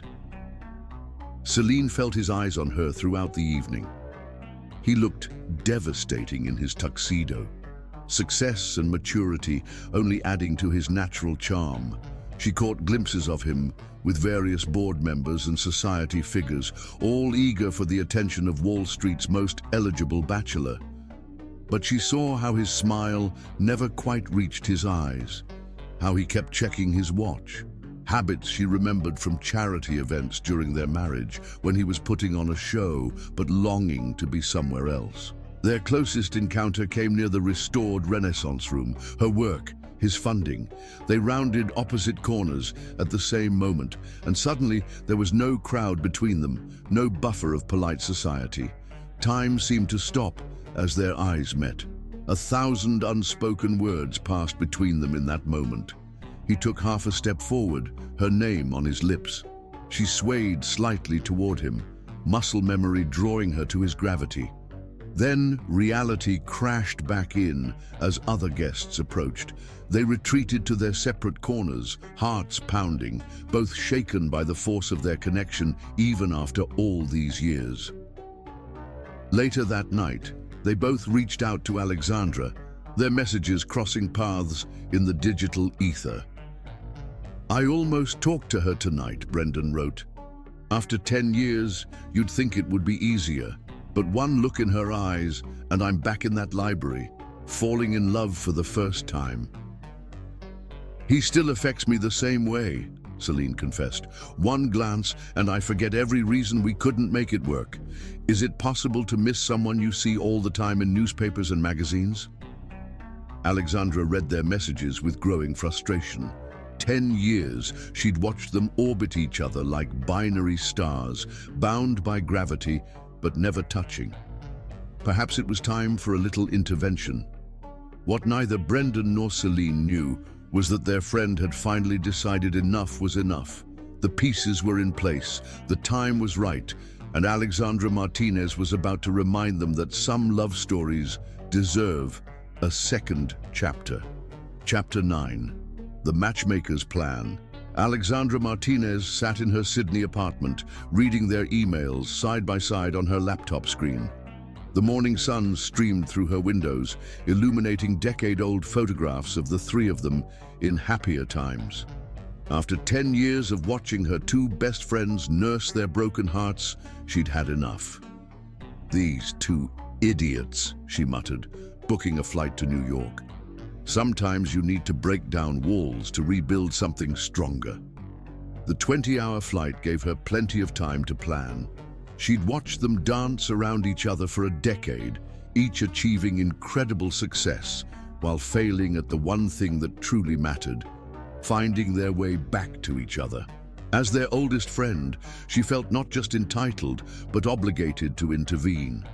Alexandra arrived in Manhattan during a perfect autumn afternoon, the kind that had once witnessed Brendan and Celine's first meeting. She checked into the plaza, expensive but necessary for her plan, and immediately set her scheme in motion. Her first meeting was with Brendan, over coffee at a small cafe near his office. He looked immaculate as always in his tailored suit, but she noticed the shadows under his eyes, the slight slump in his shoulders when he thought no one was watching. "You never remarried," she observed, stirring her latte with deliberate casualness. "Never found anyone who measured up," he admitted after a long pause. "To what?" "You know to what, Alex. To who?" She studied him over the rim of her cup. Success had aged him well, distinguished grey at his temples, lines of experience that added character to his handsome face. But his eyes held the same longing she'd seen at the divorce proceedings 10 years ago. "Have you seen her latest work?" she asked. "The Thompson Theatre restoration is magnificent." "I know," he replied too quickly, then caught himself. "I mean, I've read about it." "Read about it?" Alexandra raised an eyebrow. "Or drive by it every evening on your way home?" His silence was answer enough. Later that day, she met Celine for lunch at a rooftop restaurant overlooking Central Park. Her friend was stunning in a cream-colored dress that emphasized her natural elegance. But Alexandra noticed how she kept glancing at the financial district buildings visible in the distance. "The Martin Theatre preservation," Alexandra said casually. "Interesting how it was saved at the last minute. Anonymous benefactor with surprisingly detailed financial projections." Celine's hand trembled slightly as she reached for her water glass. "It was him, wasn't it? You tell me. You're the one who recognizes his work as easily as he recognizes yours." They talked about other things, projects, travels, mutual friends, but Brendan's presence haunted their conversation like a ghost. Every topic somehow led back to him, every memory touched by his absence. "Your work is amazing," Alexandra said softly. "You've become one of the most respected architects in the city, but you're not happy." "I'm successful," Celine corrected, but the distinction was telling.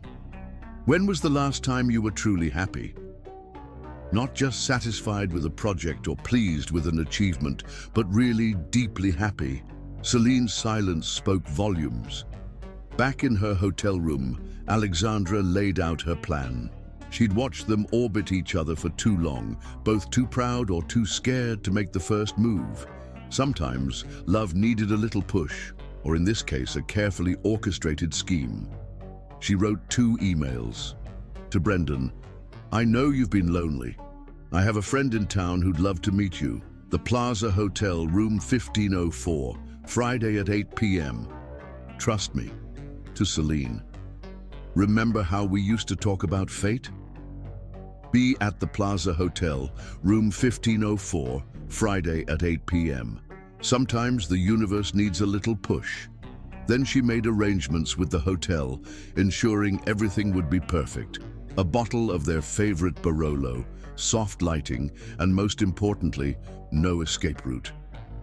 They would have to face each other and the feelings they'd been avoiding for a decade. The next few days were a dance of careful preparation. Alexandra met with each of them separately, planting seeds of possibility, rekindling memories of their shared past. With Brendan, she visited his office, noting how he still kept a photo of Celine hidden in his desk drawer. "You've built an empire," she said, looking out over the city. "But what's the point of having everything if you share it with no one?" He stood beside her, hands in his pockets. "Some things can't be fixed with money." "True," she agreed, "but some things can be fixed with courage." Her conversations with Celine were equally pointed. They walked through the historic districts she'd helped preserve, each building a testament to her belief in second chances. "Your work is about giving old buildings new life," Alexandra observed as they passed the Thompson Theatre. "Don't you think some relationships deserve the same opportunity?" Celine stopped walking, her eyes fixed on the restored facade. "Buildings are easier. They don't have hearts to break." "No," Alexandra agreed, "but neither do they have hearts to heal." The day before her plan was to unfold, Alexandra visited Bella Notte. Giuseppe recognized her immediately, embracing her with typical Italian warmth. "Ah, Signorina Alexandra, you come to talk about our 2 lost souls, yes?" She smiled. "They're not lost, Giuseppe, just temporarily misplaced, and I intend to help them find their way back." The old man's eyes twinkled. "About time.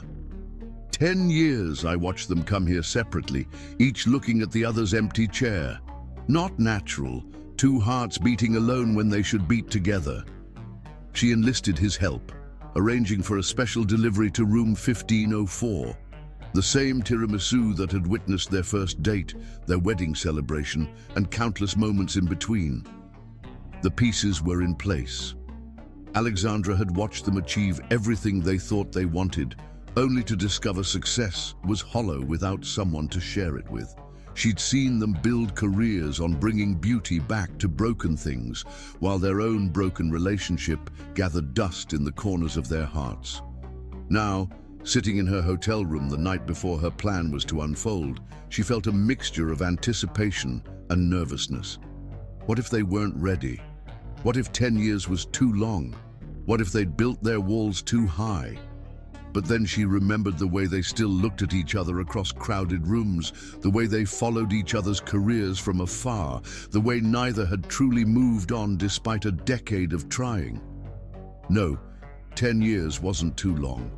It was just long enough for them to learn what really mattered, to understand that success meant nothing without love, that all the money and accolades in the world couldn't fill the space left by a soulmate's absence. Tomorrow, they would finally face each other, not across a crowded charity gala or through the pages of magazines, but in the intimate space she'd created for them. And maybe, just maybe, they would find their way back to the love that had never really died, just gotten lost in the chaos of ambition and pride. Alexandra smiled as she made the final arrangements. Sometimes the heart needs time to learn its lessons, and sometimes it needs a friend willing to give it a little push in the right direction. Tomorrow, Brendan and Celine would have their second chance. The only question was whether they would be brave enough to take it. Chapter 10. The Setup. Friday dawned with a crisp autumn breeze that carried memories of libraries and first meetings. Alexandra stood at her Plaza Hotel window, watching New York City come alive beneath a perfect blue sky. After a decade of watching her best friends dance around their lingering feelings, she had finally decided to take action. She'd arrived from Sydney 3 days earlier, using her sabbatical from the university to put her plan in motion. The suite she'd booked at the Plaza wasn't just any room. It was 1504, the same suite where Brendan and Celine had spent their wedding night. Every detail had been carefully considered, from the Barolo breathing on the sideboard to the tiramisu Giuseppe had promised to deliver personally. Across town, Brendan sat in his corner office, unable to focus on the morning's trading reports. Alexandra's invitation kept drawing his attention away from the numbers. "I know you've been lonely. I have a friend in town who'd love to meet you. The Plaza Hotel, room 1504, Friday at 8 p.m. Trust me." Something about her message felt different, weighted with possibility. He found himself thinking about what to wear, then laughed at his own nervousness. When was the last time he'd worried about his appearance for a simple dinner meeting? He pulled up the Plaza's website, studying the familiar facade. How many times had he and Celine stayed there during their marriage? How many mornings had they shared room service coffee on crisp hotel sheets, planning their day in whispered conversations? In her Greenwich Village brownstone, Celine was equally distracted. She'd changed outfits 3 times already, finally settling on a deep burgundy dress that she told herself wasn't chosen for its resemblance to a certain sweater from long ago. Alexandra's cryptic message played through her mind. "Remember how we used to talk about fate? Be at the Plaza Hotel, room 1504, Friday at 8 p.m. Sometimes the universe needs a little push." The words had stirred something in her. Hope, perhaps, or maybe just memories she'd thought safely buried. She found herself touching up her makeup with extra care, applying the jasmine perfume she hadn't worn in years.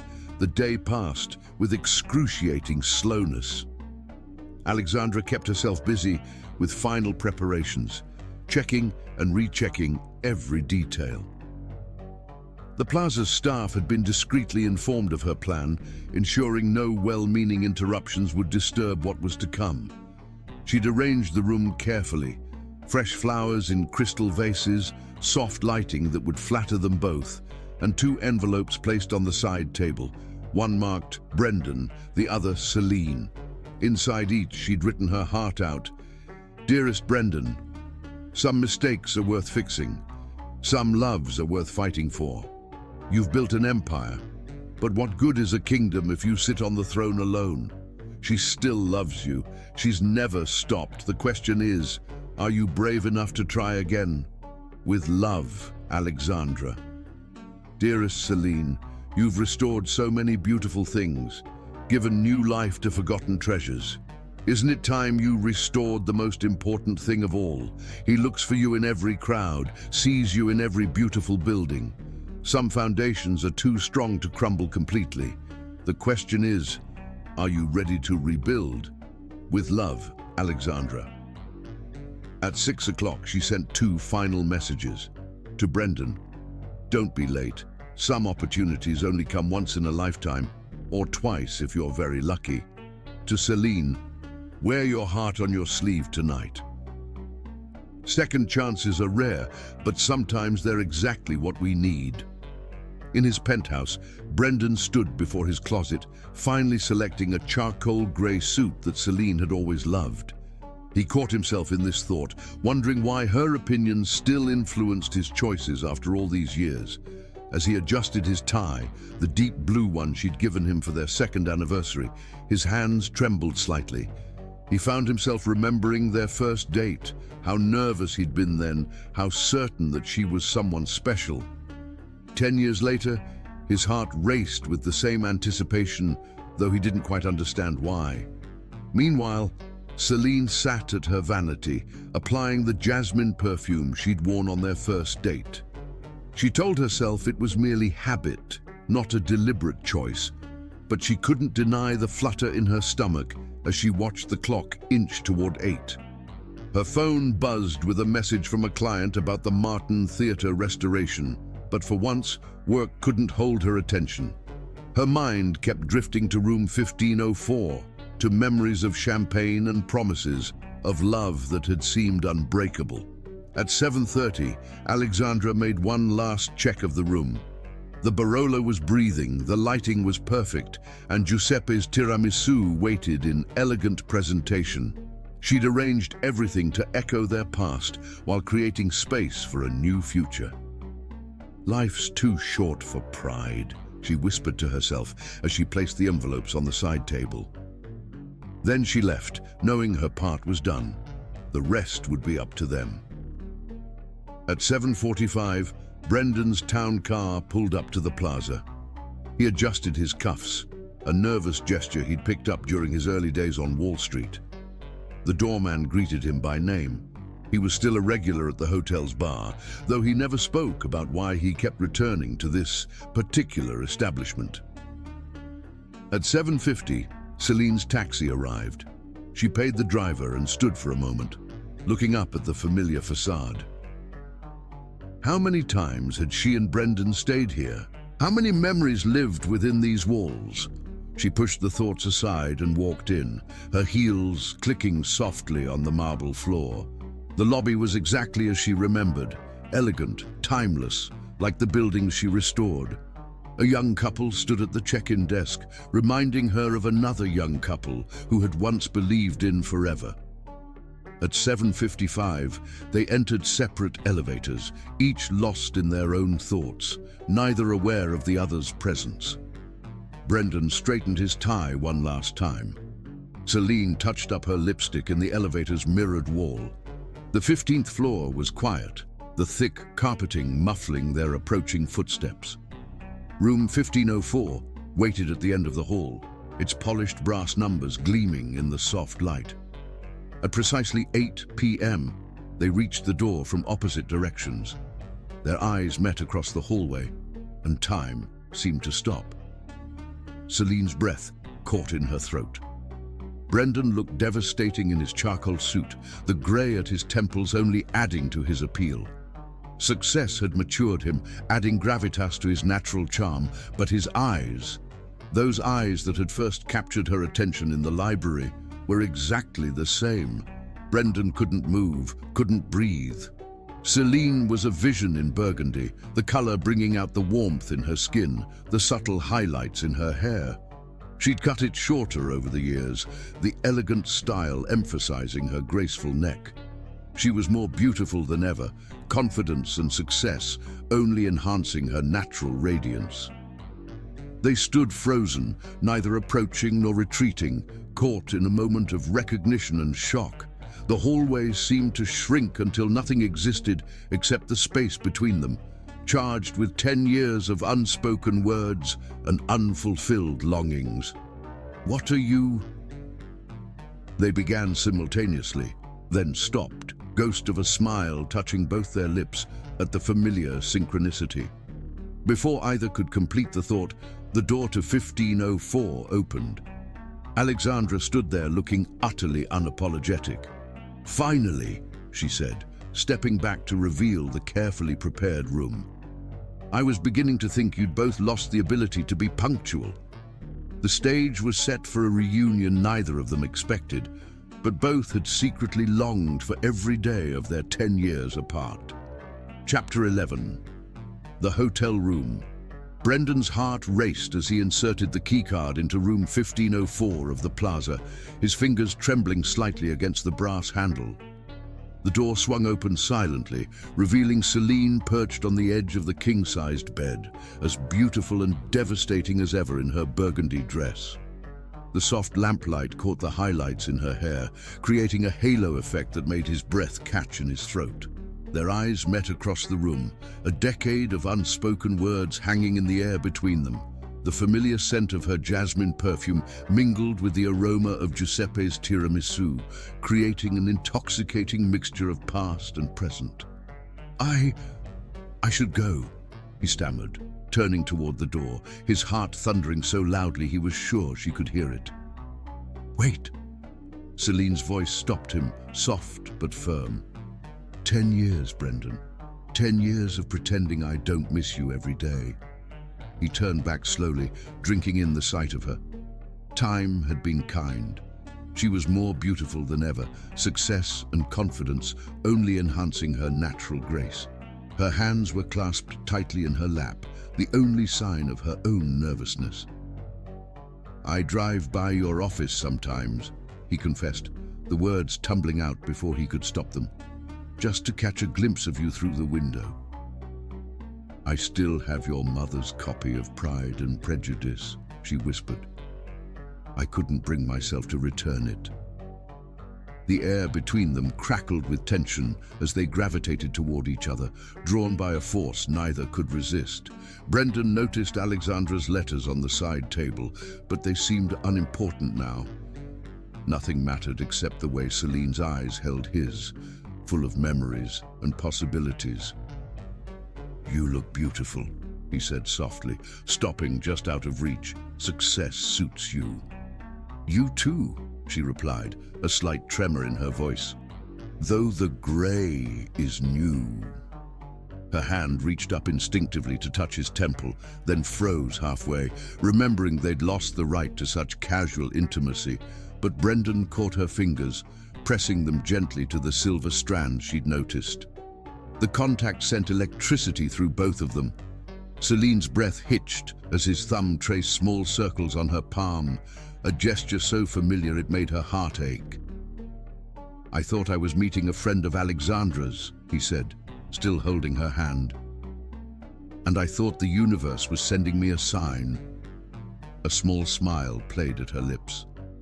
"I suppose Alexandra is playing both friend and universe tonight." She always did know us better than we knew ourselves. They were standing close now, close enough that Brendan could see the flecks of gold in her brown eyes, close enough to notice how her pulse fluttered at her throat.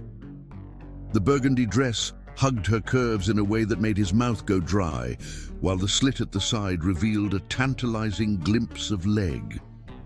"Would you like some wine?" he asked, spotting the bottle of Barolo breathing on the dresser. "For old time's sake?" "I'd like that," she nodded, and they both pretended not to notice how their hands shook as they reached for the glasses.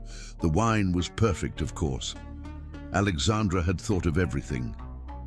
They sat on the edge of the bed, careful to maintain a small distance between them, though every fiber of their beings yearned to close it. "Do you remember our first bottle of Barolo?" Celine asked, swirling the ruby liquid in her glass.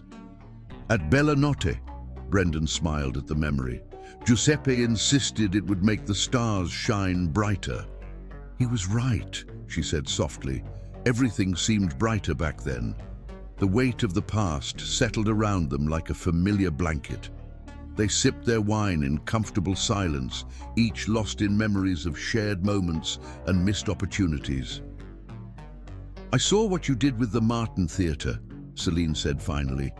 "The anonymous benefactor with surprisingly detailed financial projections." Brendan had the grace to look slightly embarrassed. "You always said it deserved to be saved." "And I saw your name on the Thompson Theatre donor wall, the highest private contribution. It was a worthy project," he shrugged. The restoration plans were brilliant. They shared a knowing look, acknowledging how they'd stayed connected even in their separation, supporting each other's dreams from a safe distance. "We were young," Brendan said suddenly, "too proud to admit our mistakes, too scared to fight for what mattered," Celine added, setting down her wine glass. The movement brought her closer to him, their thighs almost touching. The tension in the room shifted, becoming something more intimate, more dangerous. Brendan could hear his heart pounding in his ears as Celine's perfume enveloped him, bringing back a flood of memories. Their first kiss on her doorstep, their wedding night in this very hotel, countless moments of passion and tenderness. Without conscious thought, his hand found her face, thumb brushing away a tear she hadn't realized had fallen. She leaned into his touch, eyes closing at the familiar comfort of his palm against her cheek. "I never stopped loving you," he whispered, his voice rough with emotion. Celine's eyes opened, meeting his with an intensity that took his breath away. "I never stopped loving you either." The kiss, when it came, was both gentle and desperate, tentative and passionate. His lips found hers with the certainty of muscle memory, while her hands clutched at his lapels, pulling him closer. She tasted of wine and memories and hope. Brendan's fingers tangled in her hair as the kiss deepened, years of longing pouring out in a moment of connection. Celine melted against him, fitting perfectly in his arms just as she always had. They broke apart, breathing heavily, foreheads pressed together. The world had narrowed to this room, this moment, this second chance they'd been given. "We should talk," Celine murmured, though her hands were already working on his tie. "We should," Brendan agreed, pressing kisses along her jaw. "About everything." But talking seemed impossible as passion overtook them. His jacket fell to the floor, followed by his tie. Celine's dress whispered against the carpet as she stood, turning so he could lower the zipper with trembling fingers. The sight of her in black lace underthings nearly stopped his heart. She was more beautiful than ever, success having added a confidence to her natural grace that took his breath away. Her skin glowed in the soft lamplight as she stood before him, vulnerable yet strong. "You're stunning," he breathed, drinking in the sight of her. A blush colored her cheeks at his words, the same shy smile he remembered from their first time together playing at her lips. She reached for him, fingers working on the buttons of his shirt with practiced ease. Their coming together was like a storm, breaking after years of drought. Passionate yet tender, desperate yet careful. They rediscovered each other slowly, mapping changes and constants, finding familiar spots that still drew gasps and sighs. Afterward, they lay tangled in the luxurious sheets, Celine's head on his chest, his fingers tracing patterns on her bare shoulder. The city lights twinkled beyond the windows, but neither noticed, too absorbed in their own private universe. "What happens now?" Celine asked softly, pressing a kiss to his collarbone. "Whatever we want," Brendan replied, pulling her closer. "We're not the same people we were 10 years ago. No," she agreed, propping herself up to look at him. We're not. That's what scares me. He understood her fear. They'd built separate lives, achieved individual success, grown in different ways. But maybe that was exactly what they'd needed. Time to become the people who could make their love work. I'm not saying it will be easy, he said, tucking a strand of hair behind her ear. But I think we've both learned what matters most. Success means nothing if you have no one to share it with. Celine's eyes filled with tears as she nodded. I've restored so many beautiful old buildings, she whispered. But the one thing I really wanted to fix, I was too afraid to try. We both were, he admitted. But maybe that's what we needed, time to appreciate what we had, what we lost, what we could be again. They talked through the night, really talked, about everything they'd missed in each other's lives, about their fears and hopes, their regrets and dreams, about how they'd grown and changed, and how maybe those changes made them better suited for each other now than they'd been before. As dawn began to paint the sky in soft pastels, they stood together at the window, Celine wrapped in the sheet, Brendan in his dress pants. The city was waking up below them, but they were in no hurry to rejoin the world. I love you, he said simply, pressing a kiss to her temple. I never stopped. I love you too, she replied, turning in his arms. Always have, always will. They knew there would be challenges ahead. Their lives wouldn't magically merge without effort. Their past hurts wouldn't heal overnight. But standing there in the morning light, they felt something they hadn't in years. Hope. As if reading their thoughts, a note slipped under the door. Alexandra's handwriting was instantly recognizable. Some love stories need a second chapter. Some buildings need time to settle before they can be properly restored. Some hearts need to break before they can be rebuilt stronger. Take care of each other this time. Love, Alex. Brendan and Celine smiled at their friend's words, knowing she was right. They had been given a second chance, and this time they wouldn't waste it. Breakfast? Brendan suggested, pressing a kiss to Celine's bare shoulder. In a minute, she replied, turning in his arms. I'm not quite ready to share you with the world yet. Their lips met in another kiss, gentle but full of promise. Outside, New York City continued its endless dance, but in room 1504 of the Plaza Hotel, time stood still as two hearts found their way home again. Chapter 12. Coming Home. Their reconciliation was neither quick nor easy. They spent months in couples therapy, learning to communicate better and understand each other's needs. This time, they built their relationship on a foundation of hard-won wisdom and mutual respect. I was wrong, Brendan admitted during one session, reaching for Celine's hand. Success means nothing without someone to share it with. And I was too quick to give up, Celine responded. Some things are worth fighting for. They remarried in the same Victorian mansion as before, but this time Alexandra was their only witness. Celine wore a simple ivory silk gown that made Brendan's heart stop when he first saw her. The afternoon sun streamed through the restored stained glass windows, bathing her in rainbow light as she walked toward him. I, Brendan, take you, Celine, as my wife once more, he said, his voice thick with emotion. Not as the man I was, but as the man you helped me become.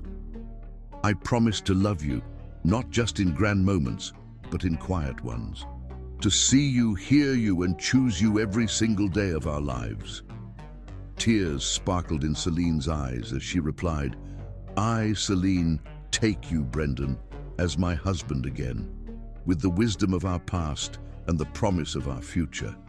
I vow to build our love stronger each day, to cherish what we have, and to never again take for granted the miracle of finding your soulmate. Their kiss was gentle yet passionate, filled with promises and possibilities. Alexandra wiped away tears as she watched her two best friends find their way back to each other. 2 years later, as they held their newborn son James in their arms, Brendan kissed Celine's forehead with infinite tenderness. She was radiant despite her exhaustion, more beautiful than ever as she cradled their child. "We had to break apart to build something stronger," she whispered, watching their baby's peaceful face. Little James had Brendan's chin and Celine's eyes, a perfect blend of them both. "Like the buildings you restore," Brendan replied, his voice trembling with joy. "Sometimes the most beautiful structures rise from ruins." "And sometimes," Celine smiled, leaning back against him as James gripped her finger with his tiny hand, "the best love stories need a second chapter." Alexandra, named as James's godmother, watched from the doorway of the hospital room with tears in her eyes. "Some buildings," she said softly, "just need the right architect to realize their true potential." That evening, after James had been settled in the hospital nursery and Alexandra had gone home, Brendan and Celine stood together at the window of her private room. The Manhattan skyline sparkled before them, and somewhere in the distance, a street musician played La Vie en Rose on a saxophone. "Dance with me," Brendan whispered, taking her in his arms. "Here," Celine laughed softly, "in my hospital gown. Here, now, always." He pulled her close, swaying gently to the distant music. "You've never been more beautiful than you are right now." She rested her head on his shoulder, breathing in his familiar scent. "We did it," she murmured. "We found our way back." "We did more than that," he replied, pressing a kiss to her temple. "We built something stronger, something lasting, like your restorations. We kept the best of what we had before, but made it better, more beautiful." "I love you," she said, lifting her face to his. "More today than yesterday, less than tomorrow." "I love you," he responded, cupping her face in his hands, "for all our chapters, past and future." As they stood there in the quiet hospital room, their newborn son sleeping peacefully nearby, they knew they had found something rare and precious, not just a second chance at love, but a deeper understanding of what love truly meant. It wasn't just about passion or romance, but about choice and commitment, about growing together and supporting each other's dreams. Their story was proof that true love never dies. It simply waits for hearts to grow wise enough to nurture it, brave enough to fight for it, and strong enough to let it flourish. In each other's arms, they had found not just love, but understanding, not just passion, but partnership, not just a happy ending, but an endless beginning. "Look," Celine whispered, pointing out the window. A shooting star streaked across the night sky, a cosmic celebration of their joy. "Make a wish," Brendan said, holding her closer. She turned in his arms, eyes shining with happiness. "I already have everything I could ever wish for. You, James, our love. This is better than any dream." Their lips met in a tender kiss, full of promise and possibility. Outside, the city continued its endless dance, but in that quiet room, time stood still as two hearts, once broken but now healed, beat in perfect harmony. This wasn't just a reunion or a second chance, it was the beginning of their greatest adventure yet. Together, they would build a life filled with love, laughter, and endless possibilities, proving that sometimes the most beautiful love stories are the ones that take the longest to write. "Welcome home," they whispered together. And in that moment, surrounded by the glow of new parenthood and rekindled love, they knew that they had finally found their truest happiness, not in success or achievement, but in the simple, profound joy of loving and being loved in return.